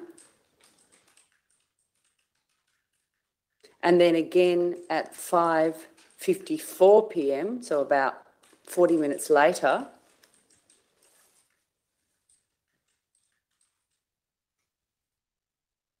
the fire has evidently overwhelmed the property and continued west. I will call the officer in charge after lunch and take the court through some of the other line scans in order to demonstrate the fierce progression of the fire in these circumstances.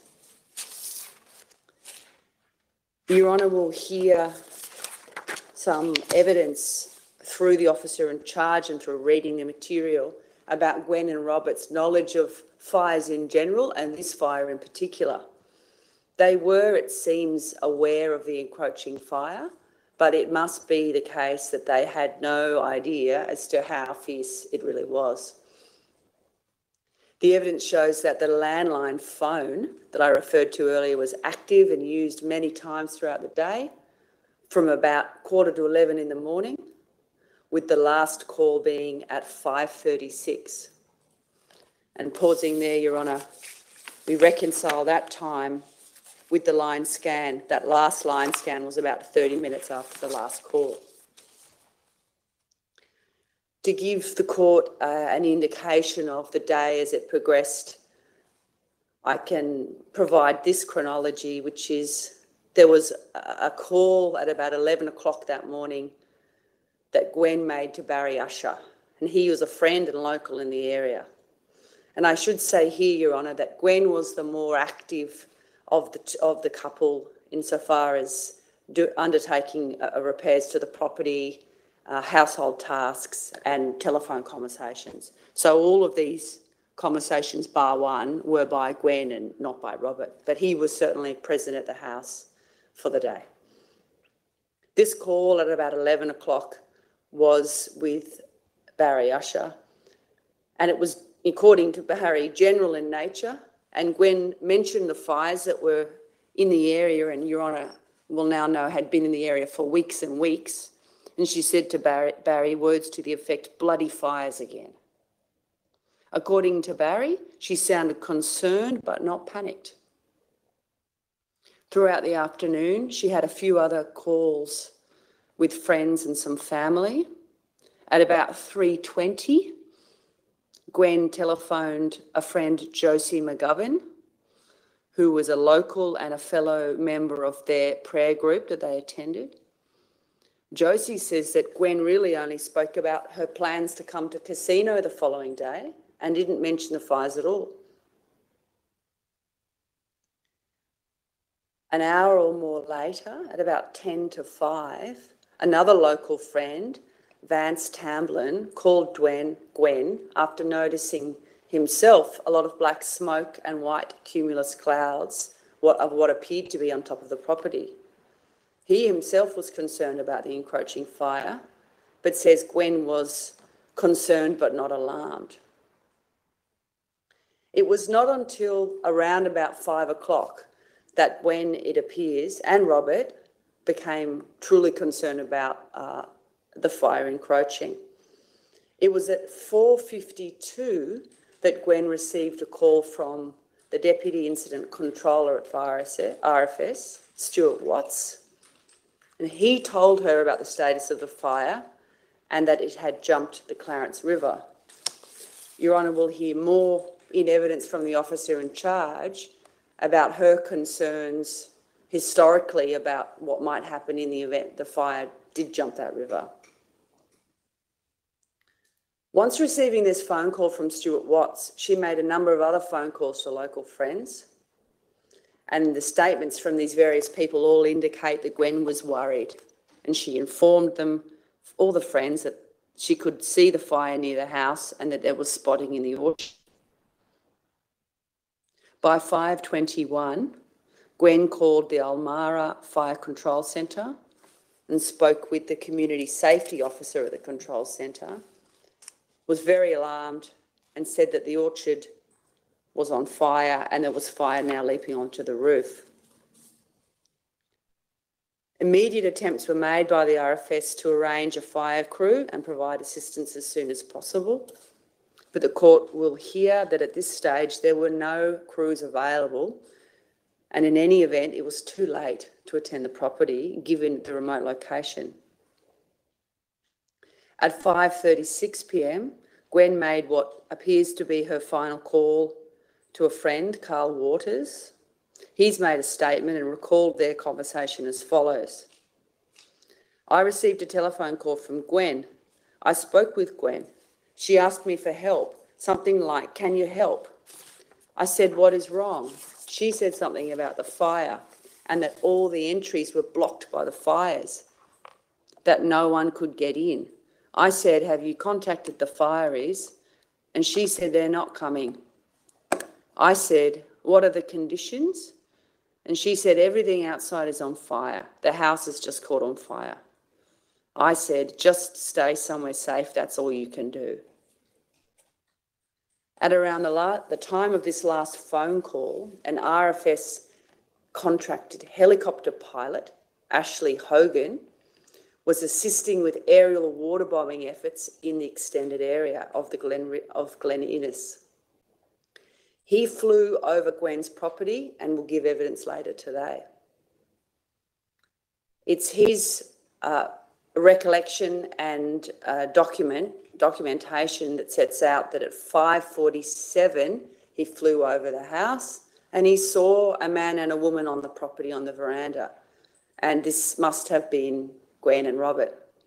He says the trees and the scrub and a shed to the north and the west of the property was on fire.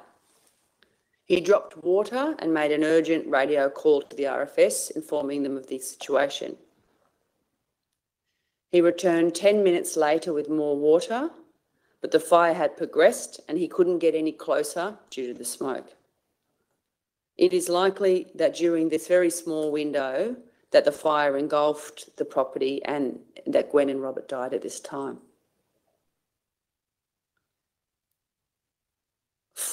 Later in the evening, the police attended the scene. The RFS attended the scene. 2 RFS crews were notified of the fire and immediately attended the residence. They arrived at about 6:30. There was great difficulty with access due to the fallen trees and power lines blocking their way. On arrival at the property, it was clear to the RFS that the house was completely and entirely destroyed and was still smouldering, with the corrugated roof on the ground. Despite the efforts of the crews at this time, Gwen and Robert could not be located and were reported as missing. The court will hear evidence that New South Wales Police attended the scene the following day, searched again and couldn't locate Gwen and Robert. In the following days, the New South Wales Police Forensic Services Group, New South Wales Fire and Rescue, the SES and RFS teams were deployed and conducted a complete forensic search. The following day, that is the 10th of October, investigators located the remains of Gwen and Robert. The court will receive some photographs and a walkthrough video of the scene in the days after the fire and the extensive damage that occurred. Your Honour will hear after lunch from the officer in charge, Acting Inspector Hoffman, also the helicopter pilot, Ashley Hogan, and finally the friend who took the photographs inside the house, Robert Morgan.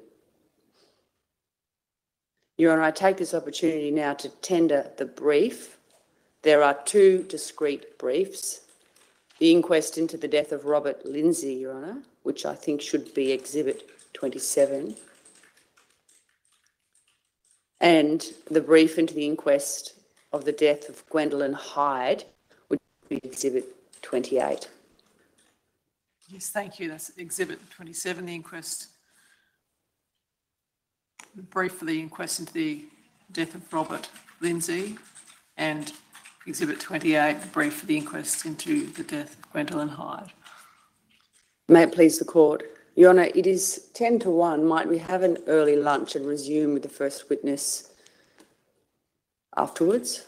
Certainly. We'll adjourn now and resume at 2.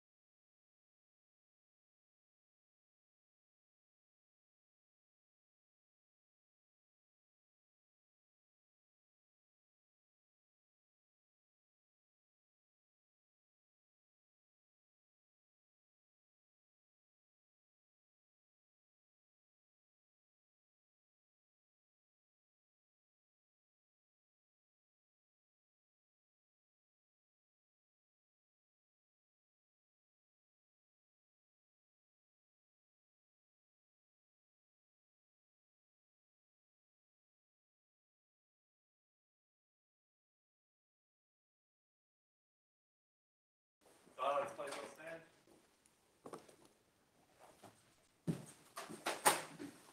Court is adjourned. Yes, Ms Stevens. Thank you, Your Honour. I call the first witness, Detective Sergeant Stephen Hoffman. Yes, Sergeant Hoffman, can you see and hear us? Yes, I can. All right, you'll just hear from the court officer now. Thank you, Your Honour. Silence, please. Do you swear by Almighty God that the evidence you shall give will be the truth, the whole truth, and nothing but the truth? So please say I do. I do. Thank you. Detective Sergeant, can you see and hear me? Yes, I can. Will you give your name and rank to the court, please? Yes, Stephen Hoffman, Detective Sergeant, currently attached to the DV High Risk Offenders team at Coffs Harbour. I'm sorry, can you just repeat the last part, Detective Sergeant? It just cut out. Yeah, sorry. I'm currently attached to the Domestic Violence High Risk Offenders team at Coffs Harbour. And are you the officer in charge of the investigation into the deaths of Gwen Hyde and Robert Lindsey? Yes, correct. Have you prepared two statements for the purpose of these proceedings? The first being the 5th of November 2019. Yes. And the second, more recently, the 7th of February 2022. Yes, that's correct. Do you have a copy of certainly the first statement in front of you for the purpose of your evidence? Yes, I do.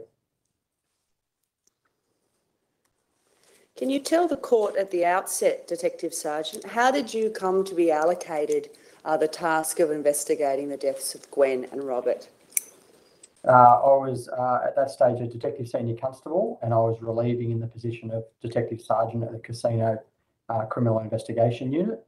And I happened to already be rostered on shift on the morning of the 9th of October and commenced my shift at 7 a.m. or a little bit earlier, and was initially assigned the role of the forward commander after the fires on the 8th, the afternoon of the 8th. And then as it became more aware to us that there were some significant concerns for the welfare of Gwen Hyde and Robert Lindsey, I relinquished my role as the forward commander and took on the role of the OIC of this investigation. So is it the case that on that morning of the 9th of October, when you started your shift, Gwen and Robert were considered missing, but there were grave concerns given the circumstances of the fire? Yes, that's correct. And in your first substantial statement, you've set out for the court a summary of your investigations into the Longarly fire itself. Is that right? Yes. And you've included information about the weather at the time and a series of fire progression maps. Now, I'm not going to take you through that evidence because we have heard already from a number of witnesses this morning about the cause and origin of the Longarly fire. But I will ask you to tell the court, please, about the particular conditions on the 8th of October, that is the day that Gwen and Robert died.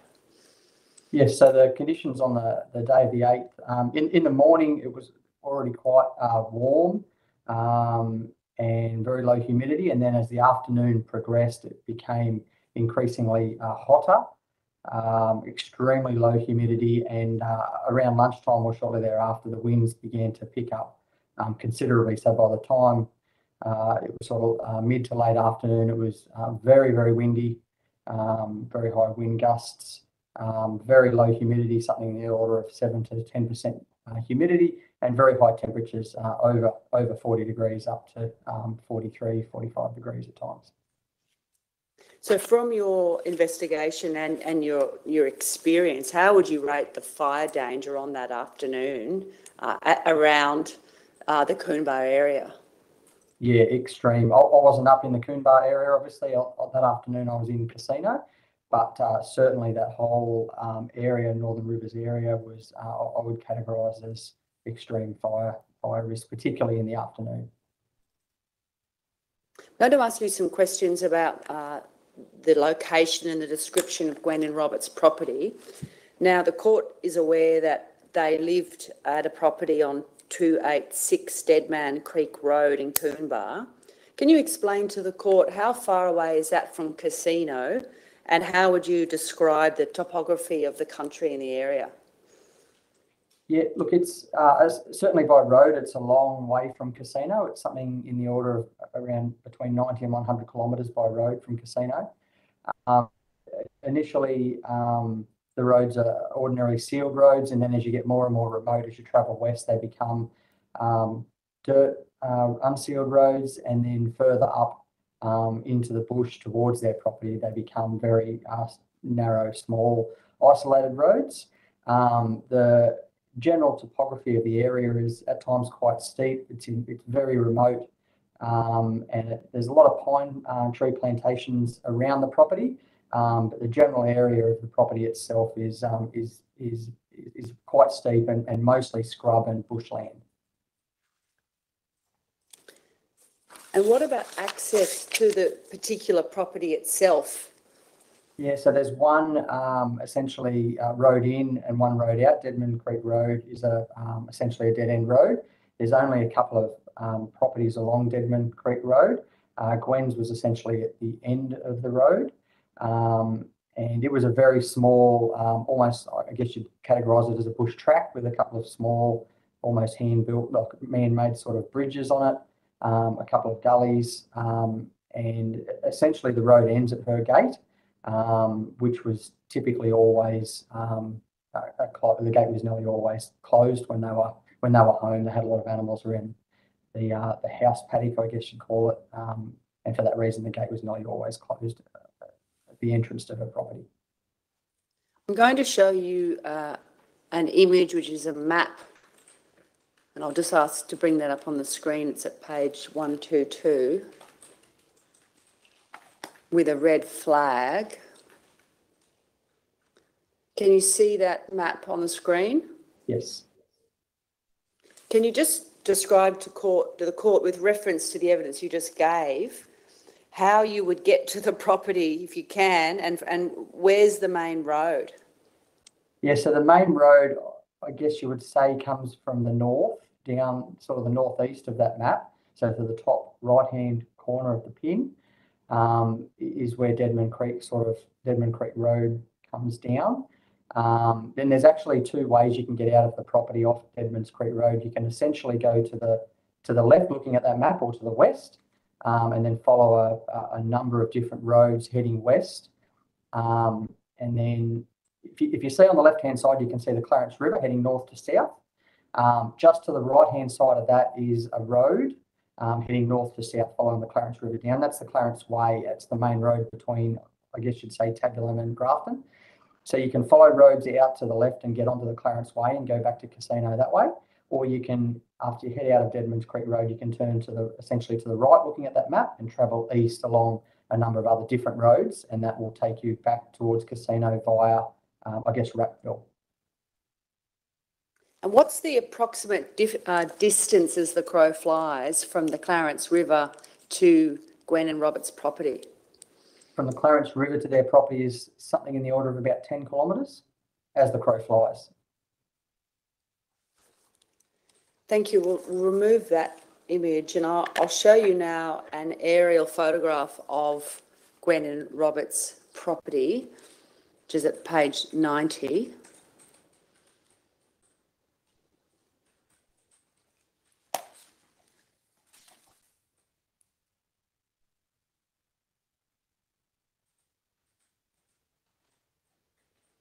If you just scroll in a little bit, please. Now, Detective Sergeant, you're familiar with this image? Yes. And you've included this image in your statement. That's Can correct. you describe to the court the various key dwellings or buildings that you can see? Yeah, so the large roof structure that you can see almost in the centre of the image there is the main dwelling of the property. Towards the bottom of the picture, so towards the south, there's a number of, they're sort of hard to see, but there's several or a large number of various animal enclosures, chook pens and geese pens and stuff like that. If you look towards the top of the picture in the centre, there's what looks like a road or a driveway. That's the driveway into the property. So that road travels out towards the front gate of the property that joins Deadman Creek Road. And all the other various items that you can sort of see around there look like little white dots and stuff.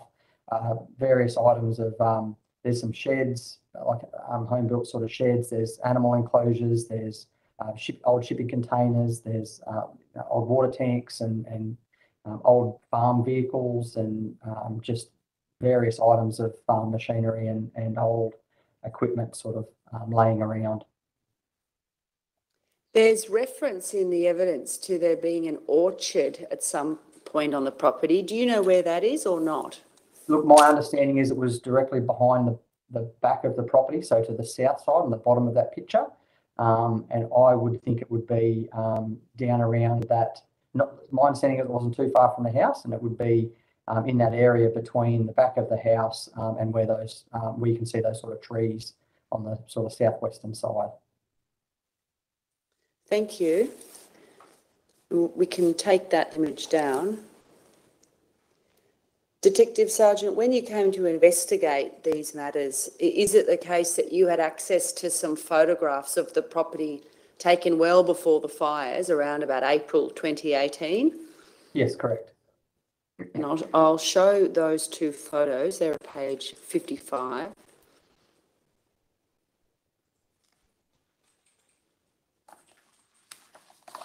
And can you explain to the court your understanding of these two images? Yes, so there was two rural crime investigators that, police officers that attended the property in mid-2018 for completely unrelated inquiries, obviously. This is a photo that was taken as they were driving away from the property. So it's from inside the vehicle and essentially behind the vehicle. So from behind that photo is the house. And this is the driveway out of the property heading back towards Deadman Creek Road. Thank you. And the second photo? And that's a similar photo running down the driveway away from the property. And from your understanding from your investigation and when you visited the property after the fires, is this a good indication of how many items were scattered around the property, namely number of car wrecks and some shipping containers and sheds, as you explained earlier?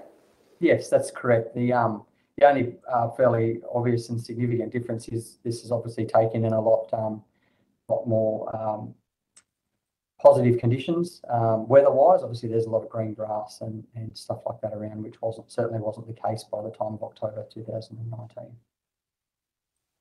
Thank you. We can remove that image.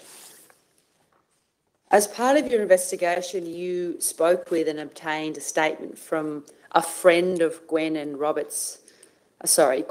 Lindsey's, Robert Morgan. Is that right? Yes, that's correct. Yes. And in the course of obtaining that statement, did he show you a series of photographs about the inside of the property? Yes, that's right. Now, we've already shown those photographs to the court in the opening, and Mr. Morgan will give evidence later. But from your assessment of those photographs and the rest of your investigation, can you tell the court about the state of the property, both inside and outside, from the position of fire safety? Yes, look, I would categorise the property as not well prepared from a fire safety perspective at all. So obviously the area around the property itself was largely cleared of trees, as in large trees, and by October 2019, clearly the grass was well eaten down by animals. However, the number of other items, so chook pens and other pieces of farm equipment that have been collected and left around the property over time clearly were a fire risk, and a lot of those were in very close proximity to the house. The house itself was largely a home-built structure. It was built on timber piers. It was elevated off the ground. It had a timber floor. It had timber walls made of rough-cut timber off the property. It had timber roof structure and an iron roof, but the roof structure itself wasn't sealed. There was no eaves.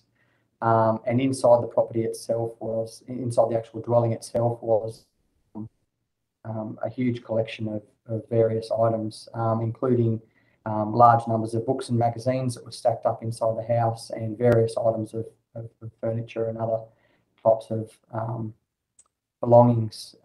So from a fire risk perspective, there was a lot of flammable items around the house, in close proximity to the house, and the house itself was also a very high risk of very high risk of being flammable itself, just the dwelling itself. There's also not a lot of water at the property. The only real outside water was one tap at the back door of the property, of the dwelling. So from a fire defending position, it wasn't well prepared either. In fact, you took a statement from RFS Group Officer John Page. He's from Clarence Valley, and he'd been to the house from time to time before the fires. Is that right? Yes, that's right. And in his statement, he described the house and inside the house as a fire hazard itself. I mean, what's your assessment of that characterisation? Yes, I would agree with that. And did the house have a telephone inside? Yes, it did. It had a landline phone, which was a fixed landline phone. It was located towards the centre of the dwelling near a lounge. There was also a hands-free phone that was connected to the house. The receiver for that we located in a Gwen used to use that as a means of communicating back to the house when she was out doing errands and stuff like that. And we found the handset for that hands-free phone in an old bush truck towards the front of the property, a fair distance from the dwelling itself. What about mobile phones for either Gwen or Robert? Yeah, Robert didn't have a mobile phone. Gwen did have a mobile phone, a Telstra mobile phone. And what's your understanding of the mobile reception at the property? Very, very limited to essentially zero mobile phone reception at the property. You could sometimes get mobile phone reception towards the back of the property up on the hill, but mobile phone reception was basically non-existent at the dwelling. And did Gwen and Robert have the internet connected to the property? Yes, my understanding is they did have the internet connected, yes.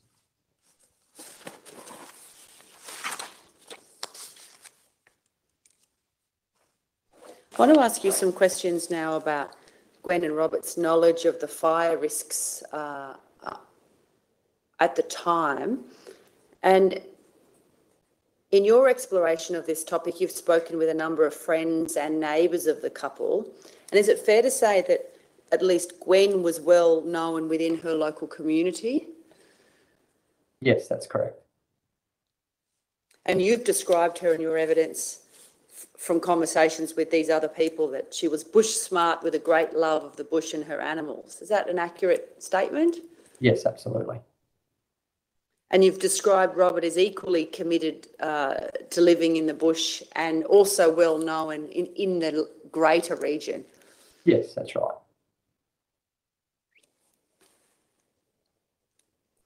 Is it the case that at least Gwen had numerous previous interactions with both the RFS and New South Wales Forestry in regard to fire risks in the area in the past? Yes, that's correct. And can you tell the court in general terms about those interactions? Yeah, she was a fairly constant and I guess reliable to some degree, reporter of fire activity in the area. So she'd had some experience previously with a bushfire that caused some damage to her property, essentially burnt a significant amount of fencing. It was my understanding is it was a forestry fire quite a number of years ago, but certainly since that time, she'd been someone that was quite well known to monitor fire activity in the area, and in no way hesitated to contact the RFS and report either any fire activity in the area that she thought or any other fire-related behaviours that she believed were occurring. And is it the case she'd also had previous contact with the Forestry Corporation through Peter Walters, who's given a statement in this matter? Yes, that's correct. And it's the case from his statement that he'd actually been to her house and had a number of conversations with her in the past about concerns about smoke and fire. Is that right? Yes, that's right. Are you aware as to whether Robert had any previous interactions with the RFS or forestry? Not that I'm aware of, not that I was able to find during the investigation at all, no. What's your understanding as to whether Gwen and Robert had a bushfire plan in the event of a fire? So I would say able to ascertain that, according to family and friends, obviously, there was no formalised or documented bushfire plan. That's certainly not to say that they didn't have one and didn't tell anyone about it, but there's nothing to suggest they had a formalised bushfire plan. However, Gwen had discussions with several friends and family over the years about her plan if there ever was a bushfire and what she would do. So I guess you would say some sort of she's obviously turned her mind to it at some point in time and had some sort of informal plan or understanding of what she thought she might do if a fire did impact her. You've taken a statement from Gwen's younger brother, Vaughan, and just read to you paragraph 5 from his statement. He says that in about July of 2019, when he visited, in his words, Gwen stated that she would just drive to the swamp that was northwest of the property and about 250 metres away. This was the only plan Gwen had. Gwen showed no concerns about having a fire plan or fires. Is that an accurate representation of what Vaughan told you? Yes, that's correct. And can you shed any light on what Vaughan means by the swamp about 250 metres northwest of the property? Yeah, there's actually 2 dams close by to the property, similar distances between, I don't think it would have been 250 metres, but certainly 100 to 200 metres away, both northwest of the property and also further towards the northeast of the property. There was 2 large dams, and in fact the one to the northwest of the property at that time of the bushfire still had a fairly significant amount of water in it. And yeah, as I said, they were relatively close to the property, to the dwelling itself. You've also taken a statement from Josie McGovern, who had known Gwen for more than 30 years and lived in the area. And she said in her statement, and I'm reading from paragraph 5, I spoke to Gwen about the bushfires in the area back when the bushfires were burning in the Drake area. I spoke to her because my daughter was caught up in the Drake bushfire. I remember Gwen told me if a bushfire ever jumped the river, she would be in trouble. I don't know what river she meant. Now, just pausing there, is from your investigations, is it your view that Josie's referring to the Clarence River? Yes, I would say so, yes.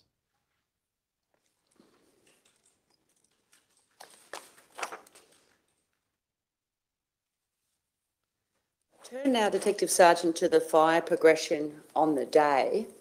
And I should just pause, and before I ask you a question, Your Honour, in my opening, I may have inadvertently made an error, and that is that I want to make it clear that the fire progressed from the west to the east And if I said differently, it was simply an error on my part. And in any event, it's going to be clarified by the Detective Sergeant in a moment when I ask him a series of questions about the line scans. Detective Sergeant, I'm going to show you 3 different line scans that progress the fire throughout the afternoon of the 8th. The first is at 3:38. If we can show that image, please. And if we can try and scroll in, it's quite high. Can you describe, this is 3:38 on the day, your understanding of where the fire was with reference to the river and Gwen and Robert's property? Yeah, so it was still to the west of the Clarence at that stage. So it is a little bit hard to see, but the thicker sort of a black line that snakes down to the eastern side of that fire from the top to the bottom is the Clarence River. A little way further east of that is the Clarence Way, which is that road between Tabulum and Grafton.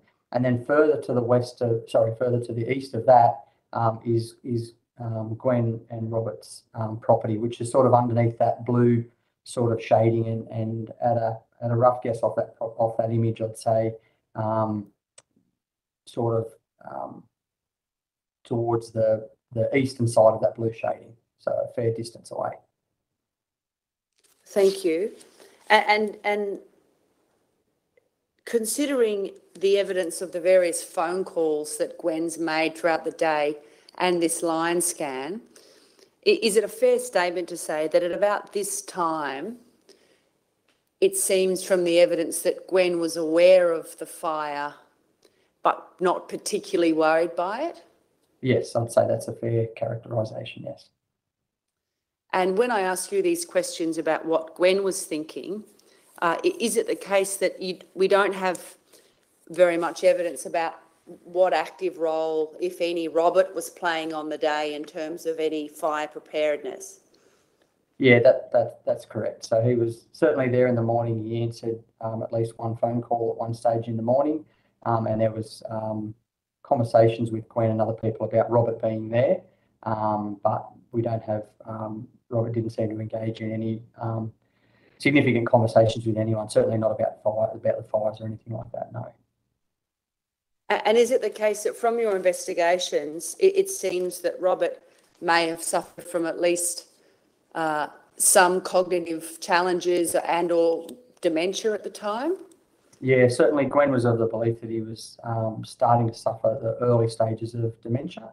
And to at least one person on that day, she did mention that Robert wasn't having a good day. Thank you. We'll turn to the second line scan, please, which is at 4:37, so about an hour after the one we just saw.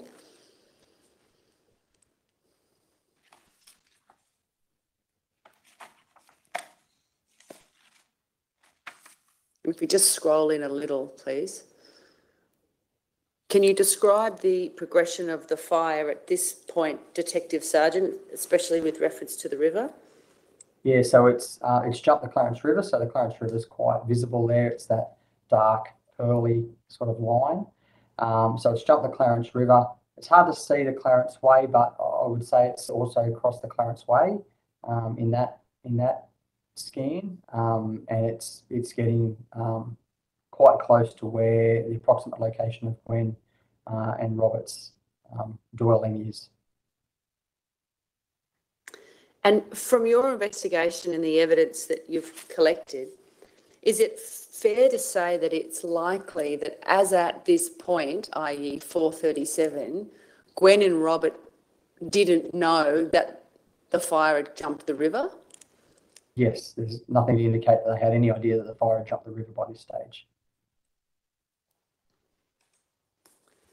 And pausing here in the chronology, I'll just ask you some questions about the information you obtained from Stuart Watts. He was the Deputy Incident Controller of the RFS on that day, is that right?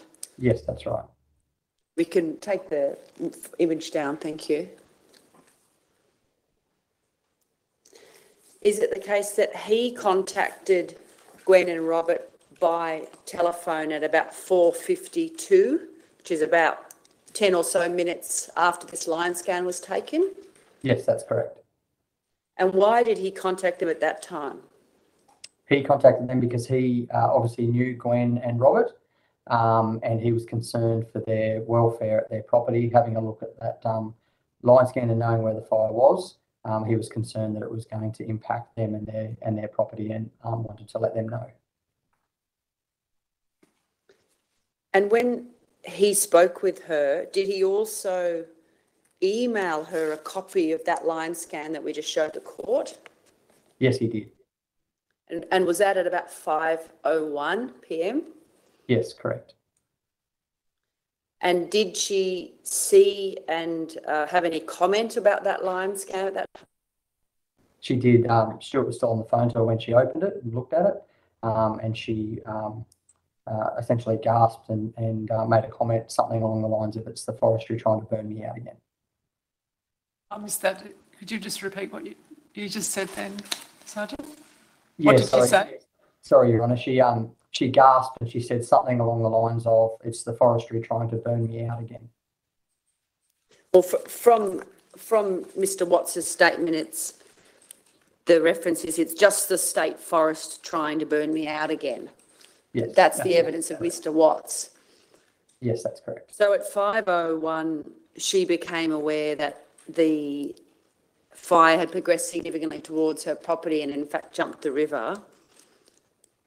I'll now show you a third line scan, please, which is 5:16. So about 15 minutes after she's seen the line scan.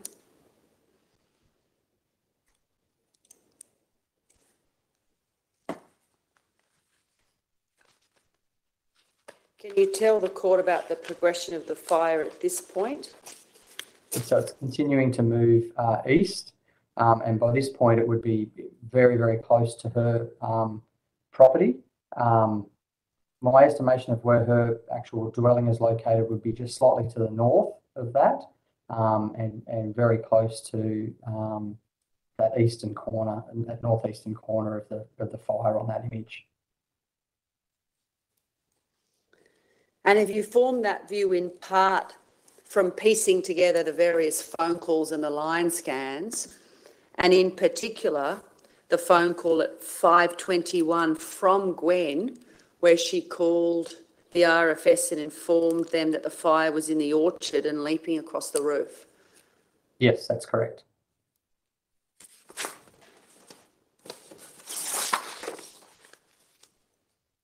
And what's your understanding at around about that time, following the contact with the RFS, of the position of the RFS in terms of any assistance they could provide? So certainly by that stage, the RFS was extremely limited as to any assistance they could provide. They were not only obviously stretched very thin, they were at a number of other properties in that general area, undertaking property protection operations, but for them to be able to enter and access that particular property at that time, I just don't think it would have been possible or in any way safe for them to do so. I'll show you a final line scan for these purposes, and this is at 9:21 p.m, so some hours later. This is at page 88.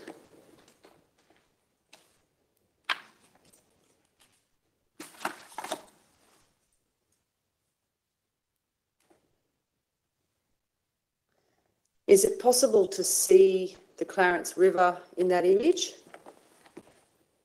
I don't. You might I scan can't out see of it on my image there. No. It's a bit difficult. What can you tell the court about the fire at that stage, in particular with reference to the body of fire in the top right-hand corner? Yeah, so the towards that large fire mass in the centre is the Long Gully fire that's progressed eastwards past Gwen and Robert's place. The other fire mass to the right-hand side of that image is the trailing edge of the western edge of the Busby's Flat fire. So it's basically at this particular time, this line scan happened to be taken, that Long Gully fire has moved east and merged to the western edge of the Busby's Flat fire. And is it clear from that line scan and the other information you have at that time that the fire had well engulfed and in fact well past the area of Gwen and Robert's property? Yes, that's correct. It's something in the order of 20 kilometres as the crow flies from Gwen and Robert's property to that western edge of the Busby's Flat fire.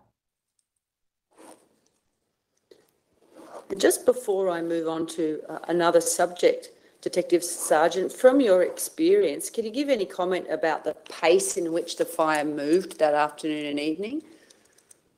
Yeah, it was extraordinarily quick for it to travel that sort of distance, 20 to 25 odd kilometres over that afternoon is just incredible for a bushfire to travel at pace and intensity, yes. Now, late in the afternoon and before the fire reached the property, there was a water bombing helicopter flown by Ashley Hogan that reached the property in order to bomb it. Is that right? Yes, that's right. And your assessment is that he reached the property by air at about 5:47? Yes, that's correct. And what's your understanding of his role at that time? So he had been in the general area doing water bombing operations in the Glen Innes Tenterfield area. He was made aware of the potential for some people to have been trapped or stuck in a property, which was Gwen and Robert. So he made his way towards that property. So he was a water bombing aircraft. So he had a large water container underneath his helicopter, and he took it upon himself to make his way to that property and see if he could help. And as he got there, there was some farm machinery and a shed structure towards the northwestern side, I think he said, of the property that was on fire. So he dropped his water that he had with him on that fire. From your investigations, have you been able to obtain any further information about any briefing given to Mr. Hogan or any other RFS crew or personnel? No, not at all. I'll move now to the response following the fire, and that is late in the day on the 8th of October. And you deal with this in your statement from about paragraph 171 onwards. What's your understanding as to who was the first responders at the scene following the fire? So there was an RFS officer by the name of John Page, and his teams were the first to reach the property after the fire. They were in the area for property protection operations, and they were at, I guess you'd say, a neighbouring property, but neighbouring is not mere metres away; it's kilometres away. When the fire front went through, and they were obviously made aware of and aware themselves, John Page knew Gwen, that the fire had potentially impacted their property, given the proximity of her property to where the fire front had gone through. And is it the case that, despite their attendance at the scene, that they couldn't locate Gwen or Robert at the time? Yeah, correct. So they, when they attended the property, it took them quite a while to get there. Front gate to the property was closed, and they made their way to the property. Obviously, saw that the dwelling had been destroyed and the roof structure had collapsed down onto the property, onto the dwelling, and they made some searches as best as they could at that time around the property, particularly around dams and water sources and things like that. They made some searches of the area that evening to try and locate them, and couldn't locate any sign of them. And is it the case that the following morning, which is the 9th of October, that's when you commenced your shift and took over the investigation from the police perspective? Yes, that's correct. And did you attend the property that afternoon? I did. Late that afternoon, I did attend the property, yes. And can you describe the extent of the damage and the scene that confronted you? Yeah, so the dwelling itself had been completely destroyed. There was no timber structure left whatsoever, and the only part that was still left was essentially the roof line that wouldn't burn. Anything that wouldn't burn was left, and it had collapsed down onto the straight down directly onto the what would have been the rest of the structure of the house. The roof structure was largely intact. I'll show you two photographs, and if you want to add any further comment, please do so. The first is at page 91.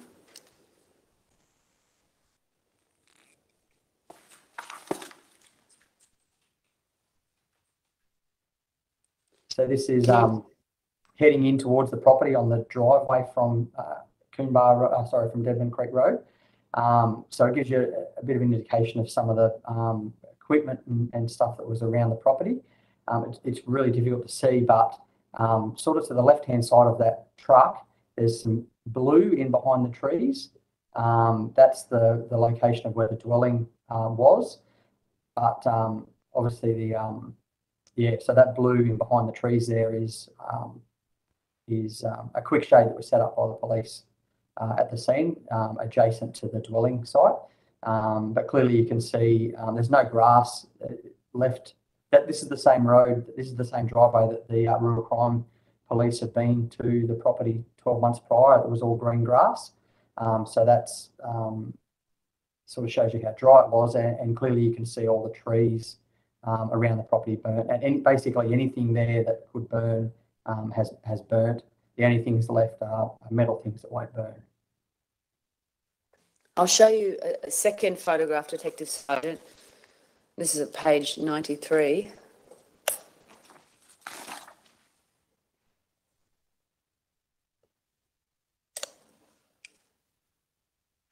So this is the roof structure of the dwelling. So this is the site where the dwelling house was, and as you can see, the entire timber structure of the house has been burnt and destroyed, and the roof has just collapsed down onto itself. And again, I'll ask you a similar question to that earlier about the progression of the fire. In your experience, what does that tell you about the intensity of the fire on that afternoon? The intensity of the fire as it impacted that dwelling is significant. So quite often you'll have dwelling fires or house fires where at least parts of the structure of the dwelling will remain standing. For the house structure to be completely destroyed like that is something I have rarely seen before. And did you and your team conduct a forensic search of the area the following day, that is the 10th of October? The following day on the 10th, yes. My team returned back out to the property and conducted an extensive forensic search of the dwelling, yes. And is it the case that during that search you were notified by those assisting you that there might be some human remains on the property and under that corrugated roof? Yes, that's correct. And they'd been located in around the southeast corner of the house? Yes, that's right. And is it the case that the remains were in the nature only of bone fragments? Yes, that's correct. And these remains were later positively identified as that of Gwen and of Robert? Yes, that's right.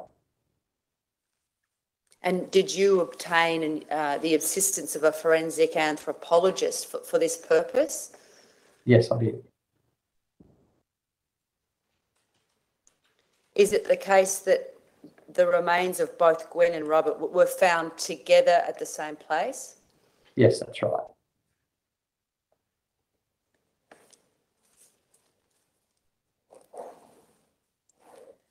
Detective Sergeant, as part of this process in the days that followed, did you continue to investigate the scene in order to try and determine with the RFS how and when the fire had impacted the property? Yes, I did.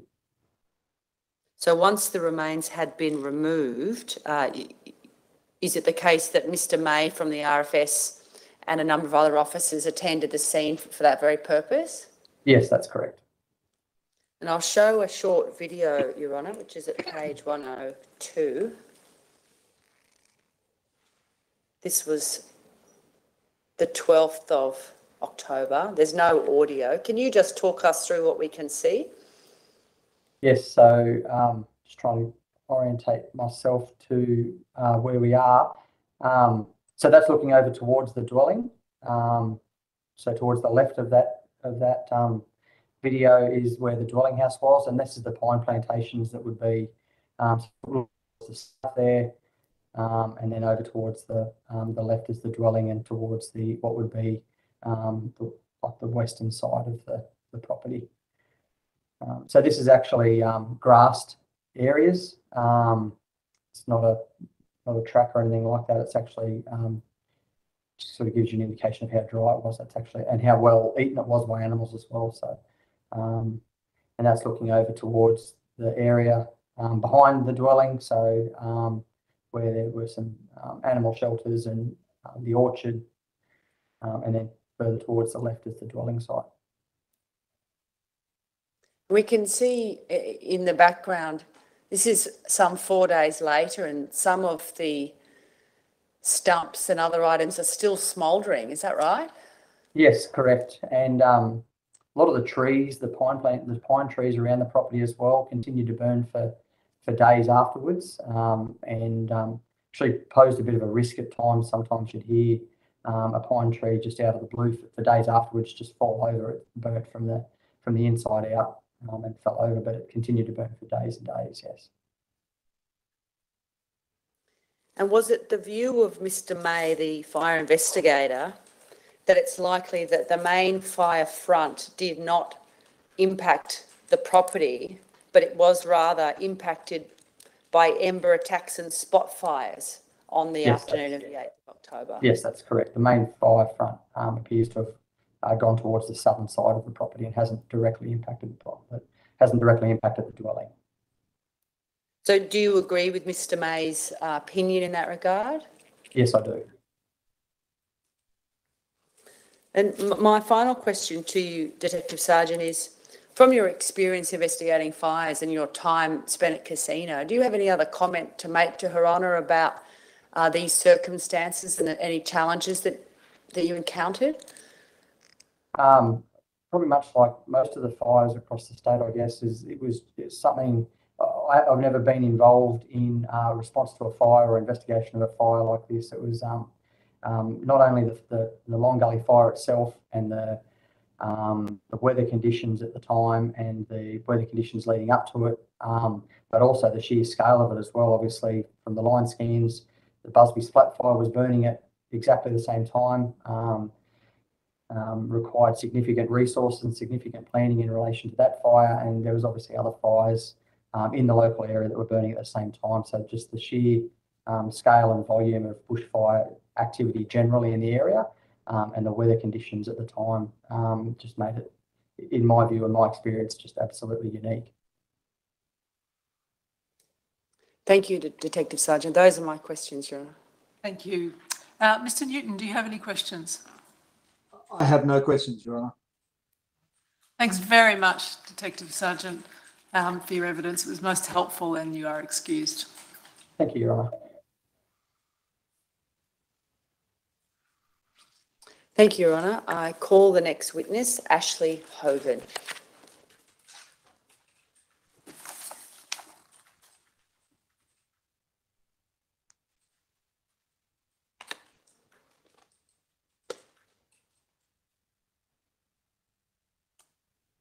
We have Ashley Hogan on the screen. Can you hear us, Mr. Hogan? Yeah. And see us? Yes, I can, yeah. Excellent. And you'll just hear from the court officer now. Okay. Silence, please. Do you swear by Almighty God that the evidence you shall give will be the truth, the whole truth, and nothing but the truth? If so, please say I do. I do. Thanks, Mr Hogan. Ms Stevens. Thank you, Your Honour. Will you give your full name to the court, please? Ashley Thomas Hogan. Mr Hogan, can you hear and see me? Yes, I can, yep. Thank you. Can you tell the court your expertise in regard to flying helicopters?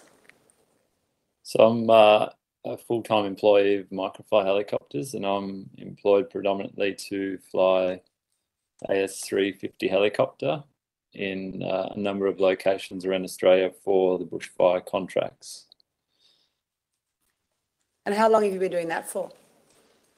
Flying helicopters for a bit over 15 years, and specifically bushfires on and off for probably 7 or 8 years.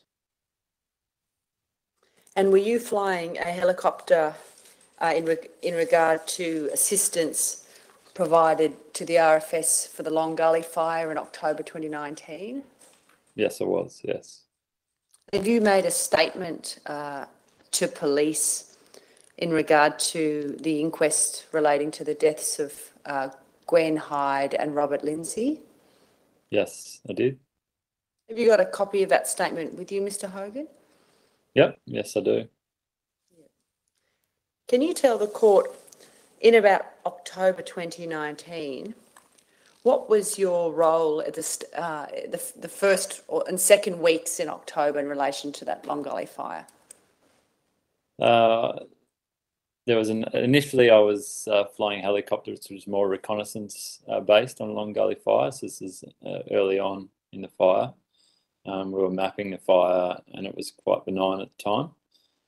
And then closer to the date in question, around the 8th, I was tasked specifically for asset protection on the fire. They had reports that the fire had increased in size and intensity significantly.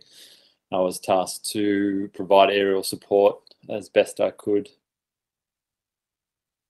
Can you tell the court on the day, the 8th of October, what helicopter were you flying and how does it operate?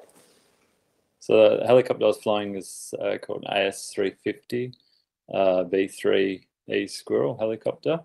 So it's a 6-person helicopter. It's not very large, but it's quite powerful. So on that particular tasking, I was tasked for asset protection with a bucket. So we have the side doors of the helicopter off, which is on my side, and attached to the bottom of the helicopter is a 150-foot long line. On the end of that long line is a 1,000-litre water hog bucket, which I'm able to operate from inside the cockpit, opening and closing it as needed to pick up the water and also to drop the water where I see that it needs to go. You say in your statement, and I'm reading from paragraph 6, about in the middle of the statement, it is usually only me in the aircraft as no one else is allowed in the aircraft unless they are essential crew members. Was it only you on that day? Yes, that's correct.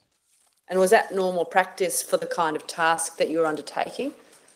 Yes, yeah, especially long line, it's quite a dangerous procedure. So only really people that have to be in the helicopter there, and generally, which is only me. There would be only a few occasions where I have other people in the aircraft doing that specific task. And can you explain to the court, how do you land the aircraft in those circumstances? And also, how do you fill up the bucket with water? So filling up the bucket requires us to find a suitable water source. So the bucket itself is, when it's standing on the ground, it's a cone shape. The smaller the part at the bottom, and it goes up wider towards the top. And this particular water hog bucket's a bottom fill helicopter bucket, so it fills from the bottom. So you place it, or you find the water source, whether it be a dam or a creek or just a deep water hole. It has to be deep enough for the helicopter or for the bucket to fill it at least 1.5 meters deep. So you're positioning the helicopter and the long line, the bucket, inside the water source, and then just waiting for it to fill up, which can be quite quick. It can be 10 seconds for the bucket to fill up, and then you activate the switch inside the helicopter, and that closes the bottom of the bucket, and then you're able to, depending on the power of the helicopter at the time, it can't always lift a full bucket, depending on how much fuel you have and the wind and temperature and altitude, and there's a lot of factors, so you have to empty some of it out until you're able to fly away. And how do you land the helicopter with the bucket? So with the helicopter, you're able to, you find a suitable landing place. We making sure that it's not too much of a slope. Helicopters don't like landing on slopes. It has to be quite flat, and we're able to put the gently on the ground and then tip it over so it falls over, and then we want to hover the helicopter down vertically down so that the long line is able to fall, or is able to be, because we don't disconnect it from the bottom of the helicopter at that stage, so we have to lower the helicopter. So we put the long line in a pile, and then right at the end we move the helicopter across so the long line is in between the skids, again because it's still connected to the helicopter. Yeah, it can be a delicate operation because if it gets snagged or something happens, it'll pull the helicopter over almost instantly, and then yeah, it's obviously not a good situation. So is it not an easy exercise to land a helicopter with the bucket still attached? Yeah, after you have a lot of practice, but it's not something that's able to be done in a very short period of time. You obviously can get quite good at it after you've been doing it for a long time, but yeah, it takes a lot of concentration and planning in terms of where you want the bucket, where you want the long line, and what space and what area you have to do that in. If I turn now to the afternoon of the 8th of October, and at paragraph 10 you've told police, in the afternoon I was retasked from the Glen Innes area to the Long Gully fire. And why was that? It's because of the IMT reports that the fire was progressing and travelling quite quickly and growing in significant assets under threat. Around the Glen Innes area, we had a number of helicopters, would have been over 10 or 12 helicopters working on various fires around the area. And I was the only aircraft that they thought that they could spare, or however they managed to work out what assets to allocate to which fire. But so that, yeah, that's how I got tasked to that fire, just as a way of seeing what the fire was doing from the air. And you've said it, the following paragraph 11, I arrived at the fire ground around 4:18 and did a reconnaissance of the affected area. I could see that the fire was spreading in an easterly direction, was moving very quickly. What was your assessment of how far the fire had progressed, given you had been there mapping it about a week earlier? Yeah, even from a number of kilometres out getting to the fire, you could see the smoke and the intensity of the fire, and where I had on the GPS that I'd been flying the days prior and where the smoke was, and I knew that it had grown significantly. It was kilometres away from where I assumed that it was going to be, if it was in around the same area where it kind of burnt to. And when I got to the fire, you could see it was spreading and what they call spotting ahead in 300-metre increments. So you get the front of the fire, and then you get 300 metres in front, a little ember will land on the ground, take off, and so on and so forth. So it can travel extremely quickly once those spot fires start joining up and creating more spot fires. And what was your task from the IMT at that time? That is around about 4:30 that afternoon. Specifically asset protection. So because they didn't have many assets left, and they had reports of what the fire was doing, but they didn't. My understanding was they didn't truly have a handle on exactly what the fire was doing in the fire behaviour. So it was specifically there to do what I could in terms of asset protection. And once I got to the fire and relayed that this wasn't something that I was going to be able to do by myself because of the extreme nature of the fire and the intensity and the sheer number of assets that were going to be coming under threat. But they, it was just do the best you can was the tasking. You say, moving forward in your statement at paragraph 14, at 4:42, I commenced bucket operations and focused on the eastern side of the front. And as I could see numerous assets under threat from the fire. You then talk about operating under visual flight rules. Can you explain to the court what that means? Visual flight rules means quite simply that you have to be able to see where you're going. When I'm flying around, I don't have the training or the equipment in the helicopter to be flying inside smoke or inside cloud where I have no horizon or no reference to the ground. Especially in that configuration with the bucket low level, if I flew into smoke for an extended period, I'd most likely crash. So we have to maintain that visual reference to the ground to be able to give us the stability and know which way is up and which way is down, basically. And at around that time, that is about 4:42, were you able to identify any assets in the area? Yeah, there was a number of houses that were on the edge of the fire that were coming under threat. The head of the fire itself, which is the very front of the fire as it's moving forward, was completely hidden from view because of the smoke. It was very thick smoke blowing over. It's a very strong wind. So anything in that path of the head of the fire, I wasn't able to see, and therefore wasn't able to bomb or protect. It was more on the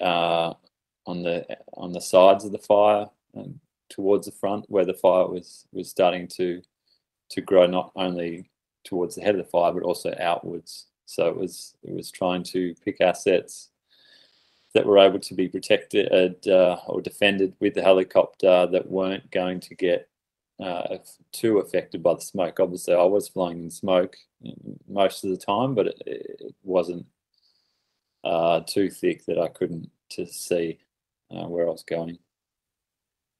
And during that operation, did you identify any other aircraft in the area? No, I was told that I was the only aircraft on the fire ground at that particular time. Was there a point in time where you did see any other aircraft? Yeah, so as the time progressed, I was crossing the fire ground over the burnt section of the fire and got visual with another helicopter, which I recognised as the RFS BK117, which was their call sign was HALITAC 202. And did you have any information about the purpose of that helicopter at that time? No, initially when I saw it, I didn't have any idea what they were doing, but I tried to contact them on a frequency which is allocated to the fire ground, but I didn't have any success initially. And did you come to have some success in contacting that helicopter? Yeah, through a third-party aircraft, which is what their call sign, I believe, is a bird dog. I didn't actually get the numbers at the time, but it was a bird dog, so it's a fixed-wing aircraft that was flying around doing some reconnaissance, and they said that he was in the area, and I believe they, my recollection, gave him the right frequency, so I was able to talk to him, and they directed me to follow that aircraft due to them being tasked for potential assets under threat and possibly some people that were in the area that may need assistance. So just to clarify that evidence you've just given, when you say they, you mean the operators of the bird dog. They provided some information to you in the nature of what the helitack was doing. Yes, correct. Did you have any direct communication with the helitack at that point? From memory, I believe we ended up on the right frequency together, and I made communication with him, but specifically what was said and what I actually discussed with him, I can't remember. But it was, from my recollection, through the bird dog, the other aircraft, that I was to follow him towards the area that he was flying to look for this particular property. And did you do that? Yes, yeah, I followed him to that area and then made communication with another aircraft which was also there, which was Helitack 343, which was another Helitack, but they're a similar aircraft tasking as me, so it has a long line with a bucket underneath specifically for dropping water. They can carry just a bit more water than I can. You say at paragraph 22, all three of us started to make our way towards the property. By that, do you mean yourself and the other two Helitack helicopters? Yeah, that's correct. So I was the last in line. So I was a few miles back from the other aircraft at that stage. So I didn't have visual with the other aircraft, but I was heading in, been given the direction to head in, and we were heading towards the same area at that stage. And those two Helitack helicopters that were ahead of you, what did they do next? So once we're all on the same frequency, I could hear the Helitack 343 discussing the fact that he'd been bombing around the property in question, saying that there were some animals around that area that were going to be coming under threat from the fire, and that it was the conditions at that time were becoming quite difficult to conduct the operation. So he was directing me to giving me some kind of situational awareness before I got there, just to know what to expect. And he said that I believe at the time, once I'd gotten some water, that he'd vacated the area, so it was clear for me to try to go in if I could. And what about the other Helitack helicopter? Helitack 202. After that initial conversation about heading to this area, I believe from my memory that I didn't have any more communication with that aircraft. They'd been tasked possibly to another area, or just assessed that it wasn't successful, wasn't going to be successful in trying to reach this particular area. But I believe I didn't have any further communication with that helicopter, and from that point on. Did you continue to fly towards what we now know is the property of Gwen and Robert? Yes, yeah, I did. So I had some water in the bucket, and I was able to try to make my way into that area. And what did you, when did you see the property, and can you tell the court what you were able to see? So I don't have a specific time that I saw the aircraft, saw the property, but I'll just bring up that. So I was approaching the property from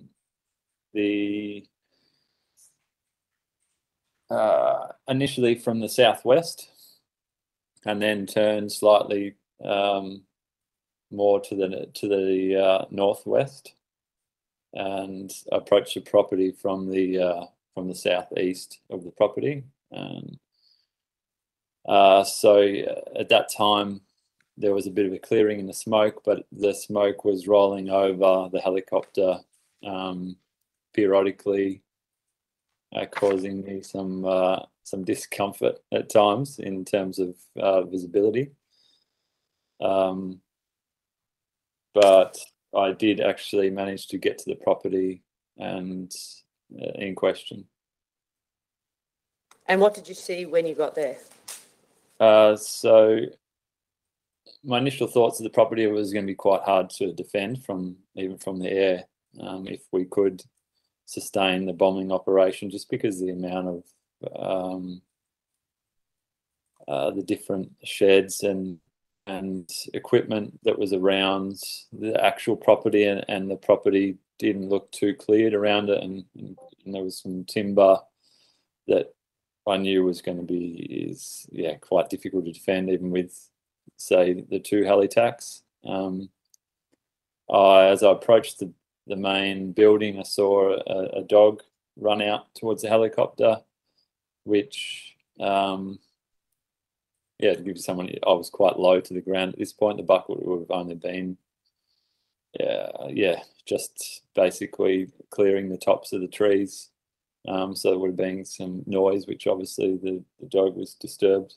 And as I approached the property, I saw a lady come off the veranda of the property and begin waving. And I believe there was another person on the deck as well, standing there watching as I flew over. And what assessment of the situation did you make at that point? I was surprised to see the dog run out, and I was even probably more surprised or concerned that there were people in the property. It was even at that point small spot fires that were around the property, which I knew were going to become quite intense fires that were going to join up. At that stage, there was no fire around very close to the property, but just to the past the property, around the sheds, there was some fire coming onto that area, and that's where I dropped the water. As soon as I did that, I radioed back to the IMT to explain that this was not a good situation for these people, and that we really needed to try to do something to get them out or to help protect this house, at least long enough for the fire front to pass over, because at that stage the fire was moving extremely quickly, and because of the speed, sometimes it can be so fast that it doesn't actually fully burn down a property before the main front comes through, and then you're able to actually go in from behind the fire front to continue to protect the asset. So I radioed that through to the IMT and conveyed it there. And I believe I did that through the Bird Dog aircraft and stressed that this was not a good situation. And were you in a position at that point to do anything more than water bomb?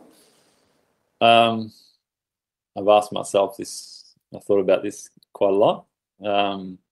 Having seen the people there initially, obviously identifying that it wasn't a good situation. The area specifically around the house wasn't particularly clear.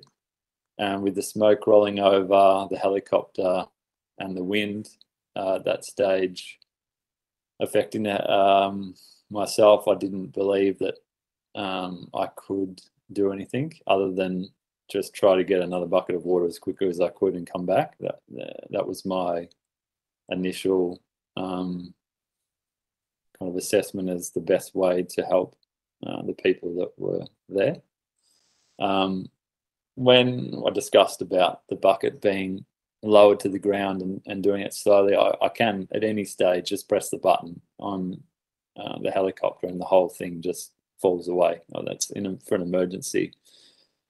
situation.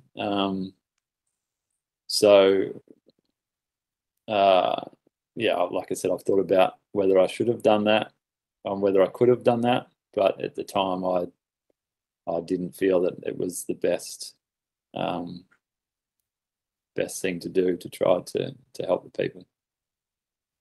Well, from your experience, Mr. Hogan, can you tell the court what were those conditions like with reference to any other fire you'd encountered in a professional capacity?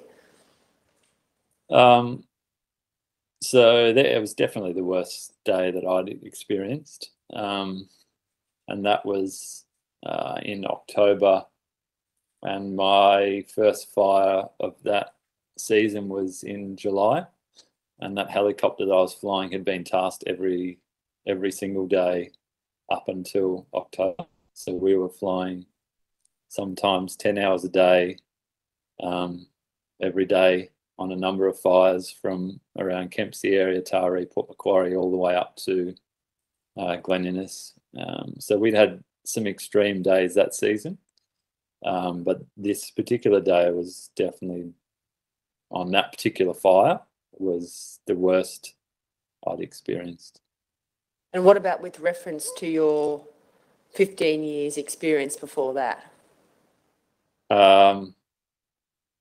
Yeah, obviously, yeah, it was probably the worst fire that I'd been to, in the fact that there wasn't as much on a normal day on a fire like that. We would have had, 15 helicopters, multiple crews working on it, but because of the catastrophic fire conditions all over the state, and the intensity of that fire, it was by far the worst that I'd experienced. So is it a fair summary of your evidence to say that you formed the professional opinion that the best thing you could do was go and get some more water as soon as you could? Yes, that's correct. And is that what you did? Yes, yeah. And where did you go to? So after that drop, due to the fact that I didn't fly over any dams or any creeks, I had to go back to a water source that I believe I got a rough idea was where it was from the other aircraft, Helitac 343. Said there was a water source out to the southwest, and it was, it was just big, and I didn't fill the bucket, but it was enough to have some impact. So it took me quite considerable time to get to that location, to get the water and come back. When I say considerable time, it was, I believe, 10 minutes, which generally is quite a long time. We try to do 3 or 4 5-minute turnarounds with water. We generally find water sources closer than that, but we were very restricted in the fact that there was a lot of smoke past the property and the wind conditions, so we could only really go into certain areas to find water. And from the satellite view, you can see that it's a quite timbered area where there weren't any dams in terms of farms, and there was no creeks, especially at that time where there had been a drought for years. So even where there was normally water, there generally wasn't anything substantial. So is it the case that you had to search for the nearest water source and find it yourself? Yes, that's correct. And once you'd found it, did you return back to the same location? Yeah, in the helicopter we have a GPS that has what they call a crumb trail, so I can see exactly the path that I'd flown to the water source from the property, and I flew basically that same exact path back towards the property.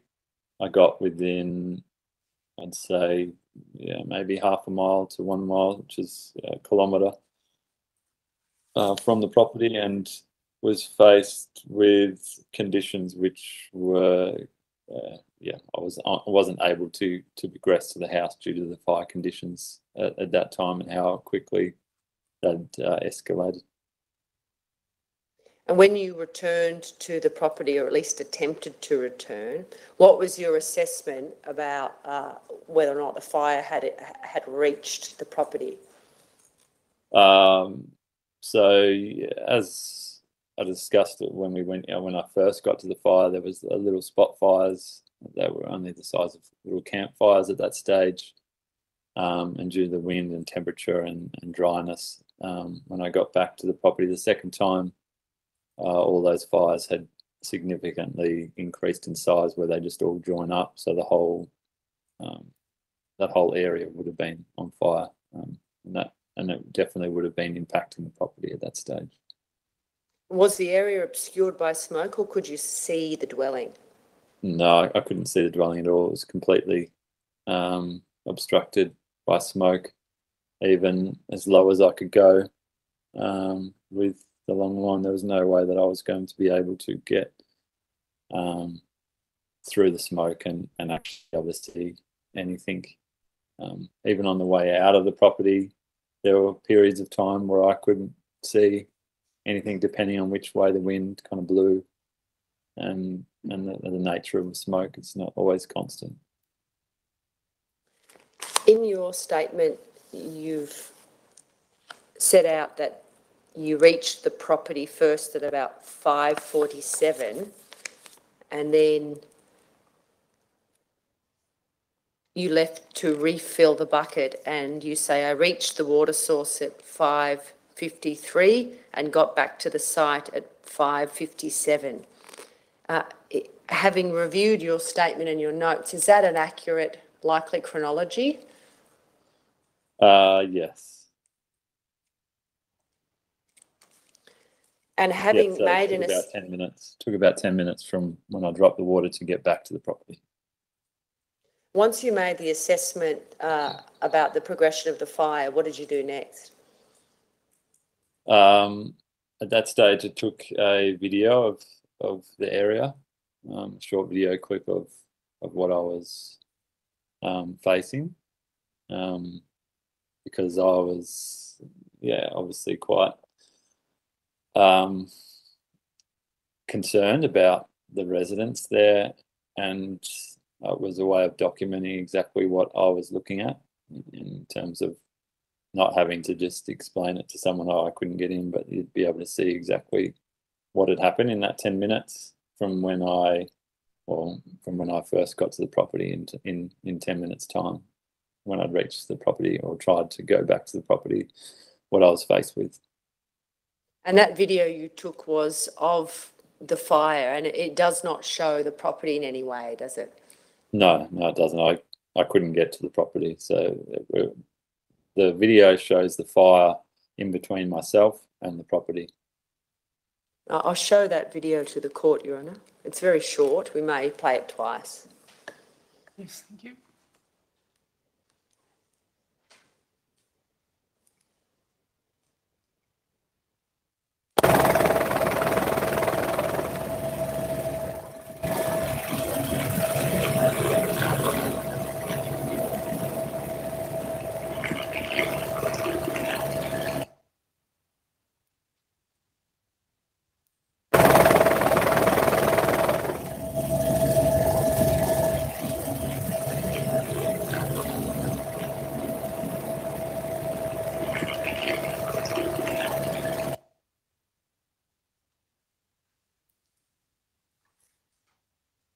Mr. Hogan, it's difficult to explain the video in the circumstances, but can you add any commentary about what we just saw in terms of where the property was and how high you were from the ground?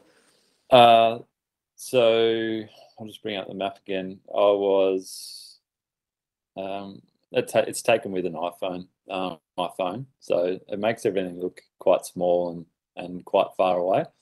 But the bucket would have been only just above the top of the trees, maybe 50 feet above the top of the trees at that stage. So I was as low as I could possibly get.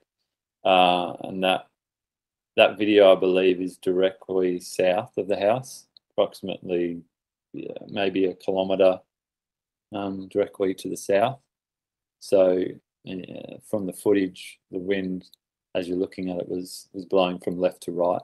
So we're on the very edge of the fire. So the house was inside the fire area, and it would have been past the head of the fire. So it would have been being impacted by the fire at that stage. And as you can see from the smoke, and that there was no way to visually fly the helicopter through that smoke and through the fire to get back to the property. And once you'd taken the video, what did you do next? I had communication with the bird dog, or actually I had communication with the Helitac 343, and I believe the bird dog, and to say that, look, I can't get back into that property, and that particular time it was getting quite late and I was getting quite low on fuel, and I believe we ended up in Tenterfield at that time. So I had to, we made a plan that, okay, well, we probably have to finish our operation at that stage and start heading back to Tenterfield before it starts getting dark, or before I run out of fuel, because I still had to land where I'd taken off the doors of the helicopter and drop some gear that we don't fly with when we're doing this operation. So I had to fly back to that location, put everything back in the helicopter, put the doors back on, and then fly to Tenterfield before it got dark. And Mr. Hogan, on the next day and thereafter, did you continue to operate your helicopter and work for the RFS in this bushfire season? Yes, yeah. So that was in October, and the bushfire season I finished in March that year. We went down to Maria Mrimula. So we were working on a 10 days on, 4 days off roster. So yeah, it was another 5 months of fighting fires, quite similar to that one, but maybe not quite as intense, but through that very busy season. Thank you, Mr. Hogan, for your evidence. Your Honour, those are my questions. Thank you. Mr. Hogan, I'll just see if there's any other questions from Mr. Newton, if you wouldn't mind just waiting.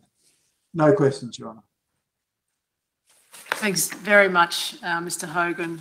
The work you do sounds like it's incredibly difficult and delicate, and you must be very brave, and I'm sure people are most grateful for the work you've done. Thank you. Thank you, Mr. Hogan. You're excused.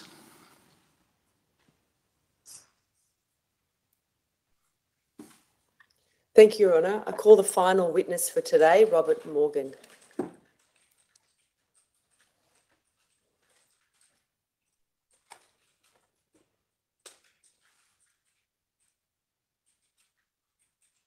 Mr. Morgan, can you see and hear us? Yes, I can. You'll just hear from the court officer now.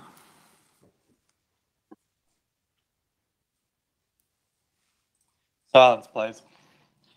Do you solemnly and sincerely declare and affirm that the evidence you shall give will be the truth, the whole truth, and nothing but the truth? If so, please say, I do. I do. Thank you, Mr. Morgan. Ms. Stevens. Will you give your full name to the court, please? Yep, it's Robert James Morgan. And is your address known to investigating police? Yes, it is. Mr. Morgan, have you given a statement to police in regard to the inquest into the deaths of Gwen, Hyde and Robert Lindsey? Yes, I did. I gave a statement on the 11th of October, 2019. Mr. Morgan, we're calling you to give evidence, just to ask some questions about Glenn and Robert, if that's okay. Do you have your statement in front of you? I do. In the first few paragraphs of your statement, you set out how you knew Robert and Gwen, and I should pause there and say, did you know Robert as Bob? We did, yes. We knew him as Bob. And how did you come to meet them? Originally, I met Gwen when she was advertising to sort of sell a part of her property, and we went down there, met with her, and never bought in, but we were camping on the property on a semi-regular basis. And what year did you meet her? Look, 2014 from my recollection. It's certainly, yeah, about 5 years I'd known her for in 2019, so 2014 is what I believe. And did you come to meet Bob when he got together with Gwen? That's right. Yep. So a couple of years after that, they became an item. They started dating, and subsequently Bob moved in there, and they got married. Mr. Morgan, the court's heard a lot today about the devastating impacts of the fire and also some information about the property they lived on, but we haven't heard a great deal about Gwen and Bob themselves. Can you tell the court your experience of them? Yeah, look, a really, really nice couple. Gwen was a lovely old lady who would do, pretty much anything for anyone, and we really enjoyed our time there. She got to know our family, and yeah, they're great people. And what about Bob? Was he a bit quieter than Gwen? Yeah, look, Bob sort of kept him to himself a little bit more so than Gwen. We'd go down there, and he would kind of busy himself, but we still had them up to our camp when we camped there, and shared a few good stories with Bob over the years, for sure. So did you camp on the property near the main house or further down in the bush? Yeah, it was further away, probably just over 1 kilometre away from the property. And about how many times did you and your family camp on the property and spend time with Gwen and Bob? Over the years, quite a number. There was a while there where we were going down quite frequently. Look, as for an exact number, I wouldn't know off the top of my head, but yeah, we certainly went there quite a number of times. And were there a lot of animals on the property? There were, well, to me at least, a lot. She had a whole range of different animals: ducks, geese, cows, horses, all sorts. And would you describe both her and Bob as animal lovers? Yeah, they definitely liked putting the work in to look after them. The work that they put into to do it, definitely a labour of love. They weren't like making money from them or much money from them. So yeah, it was definitely something they enjoyed doing. You've described in your statement your observations of their house, and one of the comments you've made, Mr. Morgan, is she didn't like throwing anything away. Is that a kind way of saying she was a bit of a hoarder? Yes, I think I even made that statement as well. There's no doubt Gwen could be described as a hoarder. Would you describe them as an eccentric couple? Yeah, Gwen more so than Bob. Yes. You've taken some photos inside the house that I'll show you in one moment. But before I do, can you tell the court, did you assist Gwen in buying Bob a birthday present at some point in that year of 2019? Yes, I did. In fact, in October, we were down there on the Thursday prior to the fires coming through on the Tuesday. And tell us about that.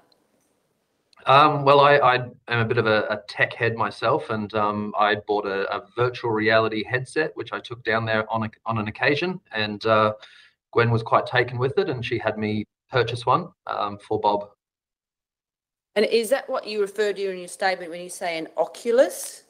That's the one, yes. You've taken 3 photos, and I'll show you them each in turn. And the first one's at page 218. It should come up on the screen, Mr. Morgan. Yep. Can you see that photo? Yeah, yep, I've got it in front of me. We might try and scroll into the bottom left-hand corner. It's quite dark photo. What do we see there? Where specifically, sorry? Sorry, in the left, I can see someone sitting on a couch. Bob sitting on the couch, indeed. Yep. And what's he wearing? That's the virtual reality headset that Gwen bought him for his birthday, or that I assisted buying him. And I'll show you the other two photos. The second, which is at page 219.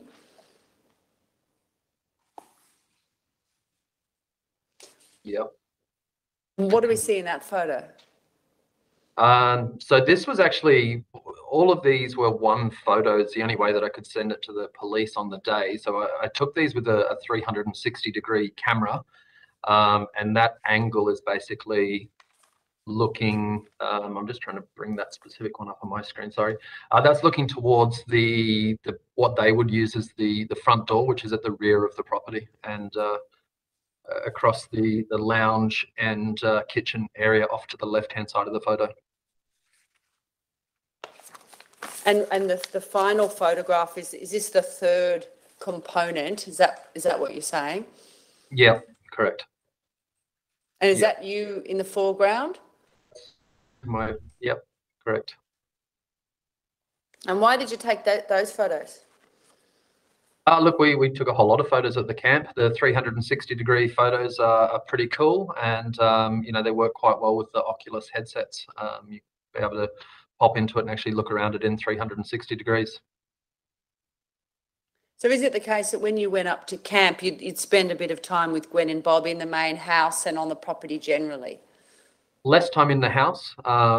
It actually took Gwen a while before she invited me into the house when we first started visiting the property, and it was generally more so me that went into the house. I helped Gwen with her computer and other things, but more so they would actually come to our camp. We'd have dinners up at the camp and that sort of thing on occasion.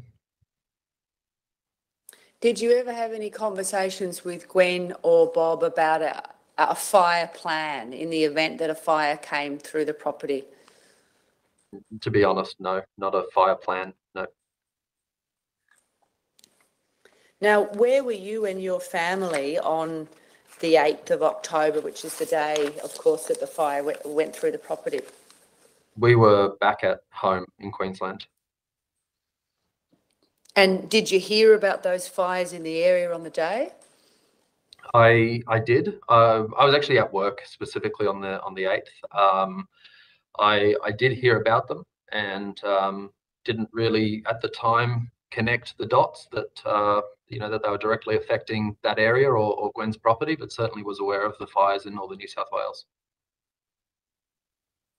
And you've said in your statement towards the end of the 3 pages that on the 9th of October, you made some attempts to call Gwen. Is that right?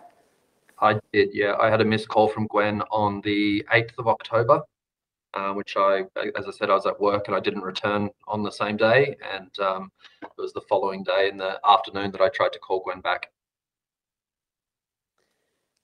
And is it on that day that you did some searching about the fires online and you sent Gwen an email? Is that right? Correct, yes. So it wasn't that unusual not to be able to reach Gwen on the phone initially. Obviously running the property and that, she was in and out. But after I attempted to return her call and she didn't answer, and I then sort of thought, you know, what if they had affected the property, and that's why, you know, I can't get a hold of her. So I did some searching online then. And you sent an email to Gwen's email address. I'll just read it out from your statement at about 4:30 on the 9th. You say, I've done some more digging. I've called Lisa, registered with the Red Cross, called the casino police. Hope you guys are all okay.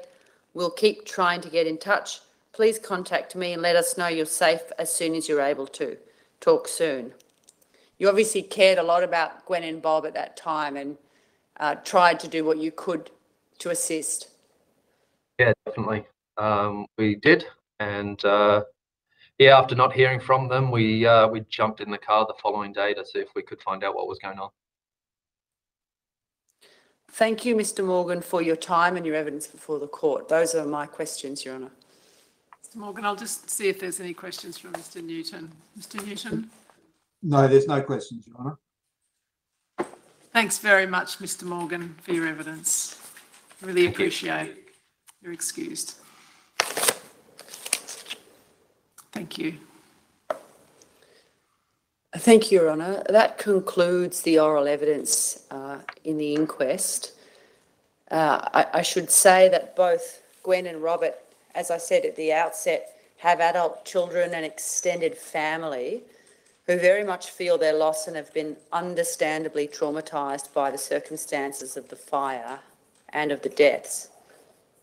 It's hoped that the family of both Gwen and Robert will be assisted by the fact of the very comprehensive investigation undertaken by New South Wales Police in dealing with this loss. It's clear from the evidence that both Gwen and Robert were known and loved by family, friends and locals in the community, and so much is apparent from the number of calls and contacts, many of which I have not read out to the court or otherwise identified in my submissions, that were made by concerned friends of both of them. Your Honour, one of Robert's children, Michael Lindsey, is in the area, and he's provided counsel assisting with a family statement and a photograph, and I propose to read that now.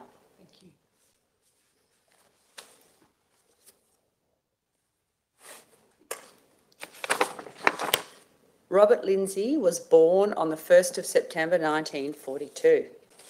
He was the oldest child of George and Ivy Lindsey from Lindsey Road at Larnook. He grew up with siblings Janice, Margaret and Thomas on the family farm at Larnook and went to Larnook Public School and Lismore High School. When he was a teenager, Robert helped his family on the farm, growing bananas, milking in the dairy and all of the mechanic side of things. He was always willing to lend a hand. In his spare time, he would go out to the local dance at Rock Valley Hall. That's where he met his wife, that is his first wife, Maureen. After a few years, they married, but still called Larnook home. They started a family and had 3 kids, Michael, Lisa and Anthony. Once things started changing on the farm, Robert's parents started up a fuel depot in South Lismore. Robert followed and moved there too. Along the way, they owned and ran 2 to 3 service stations and workshops, and Robert worked as a mechanic as well. As time went by, Robert and Maureen welcomed their son-in-law, Alan, and daughter-in-laws, Julie and Rebecca, into the family. Soon after that, grandchildren came along. Eric, Kieran, Rodney, Colin, Troy, Benjamin, Trent, Talia, Jessica, Mitchell and Lachlan. Robert loved his grandchildren greatly. His favourite thing to do was take them to the beach and then home for a barbecue. He loved to surf with his old surfboard. He also loved what they would call an old potting mix fight. He would say, "Look out, here comes Poppy with a bucket of dirt," and pour it straight over their heads. These were the good times that his family will always remember. Robert and Maureen moved to Terranora and went into the wholesale nursery business, purchasing a nursery and supplying plants to all the major shopping centres. Robert stuck it out for a few years, but would always call into Kirra Beach for a surf on his way home from a delivery, even if it was only for 10 minutes. He would still grab his surfboard and off he would go to catch a wave. Robert and Maureen eventually decided to sell and move back to be closer to the family in Casino. After Mum passed away in 2015, Robert met Gwen and moved to her farm, where he was back doing farm work that he loved doing. That was where the fire tragedy happened and Robert and Gwen lost their lives. Robert's family hope that wherever Robert is, that the surf's up and that there are good waves. Your Honour, Michael is watching by YouTube today, and we thank him for providing those words for the purposes of the court. And yes, and I would also like to express my thanks to Michael and to express my thoughts and condolences to Gwen and Robert's family and friends. It's a sad sad time to be hearing about what happened again. And I really appreciate hearing a bit more about Robert's life from Michael's words. So I thank him. Thank you, Your Honour. I will conclude with some brief closing remarks. And I'll say that Your Honour now has the benefit of both documentary and oral evidence contained in Exhibits 27 and 28, some of which you've heard today. You have the testimony from the officer in charge, Steve Hoffman, and the helicopter pilot, Ashley Hogan, as well as Robert Morgan. Following the evidence that was given today by Mr. Hogan, a request will be made of the RFS to provide any further information about the tasking of the 2 helicopters cited by Mr. Hogan and the information provided to them about the circumstances of the Long Gully fire on the afternoon of the 8th of October 2019. Accordingly, it may be necessary to tender some further evidence at a later date in these proceedings. Case, at some later stage in Your Honour's inquiry into these bushfires, those assisting Your Honour will formally address you on the manner and cause of Robert and Gwen's deaths. I can foreshadow that a formal submission is likely to be made that in regard to the manner and cause of the deaths of Gwen and Robert, the following submission is likely. That Gwen Hyde and Robert Lindsey died between 5:47 p.m. and 5:57 p.m. on the 8th of October 2019 in their home at Dead Man Creek Road, Coonbar, from the effects of the fire and as a result of the Long Gully Road Drake fire. Thank you, Your Honour. That concludes these proceedings. Thank you, Ms Stevens. And I should also say, just in relation to Gwen, it was lovely to hear more about her too through Robert Morgan about both Gwen and Robert. They sound like they were a wonderful couple. We'll adjourn for today and resume at 10 a.m. tomorrow. Thank you. Your Honour, just before Your Honour adjourns, tomorrow Ms Woodland will be appearing for you, not me, sorry. Yes, thanks very much for letting me know, Mr Newton. Thank you, Your Honour. Adjourn.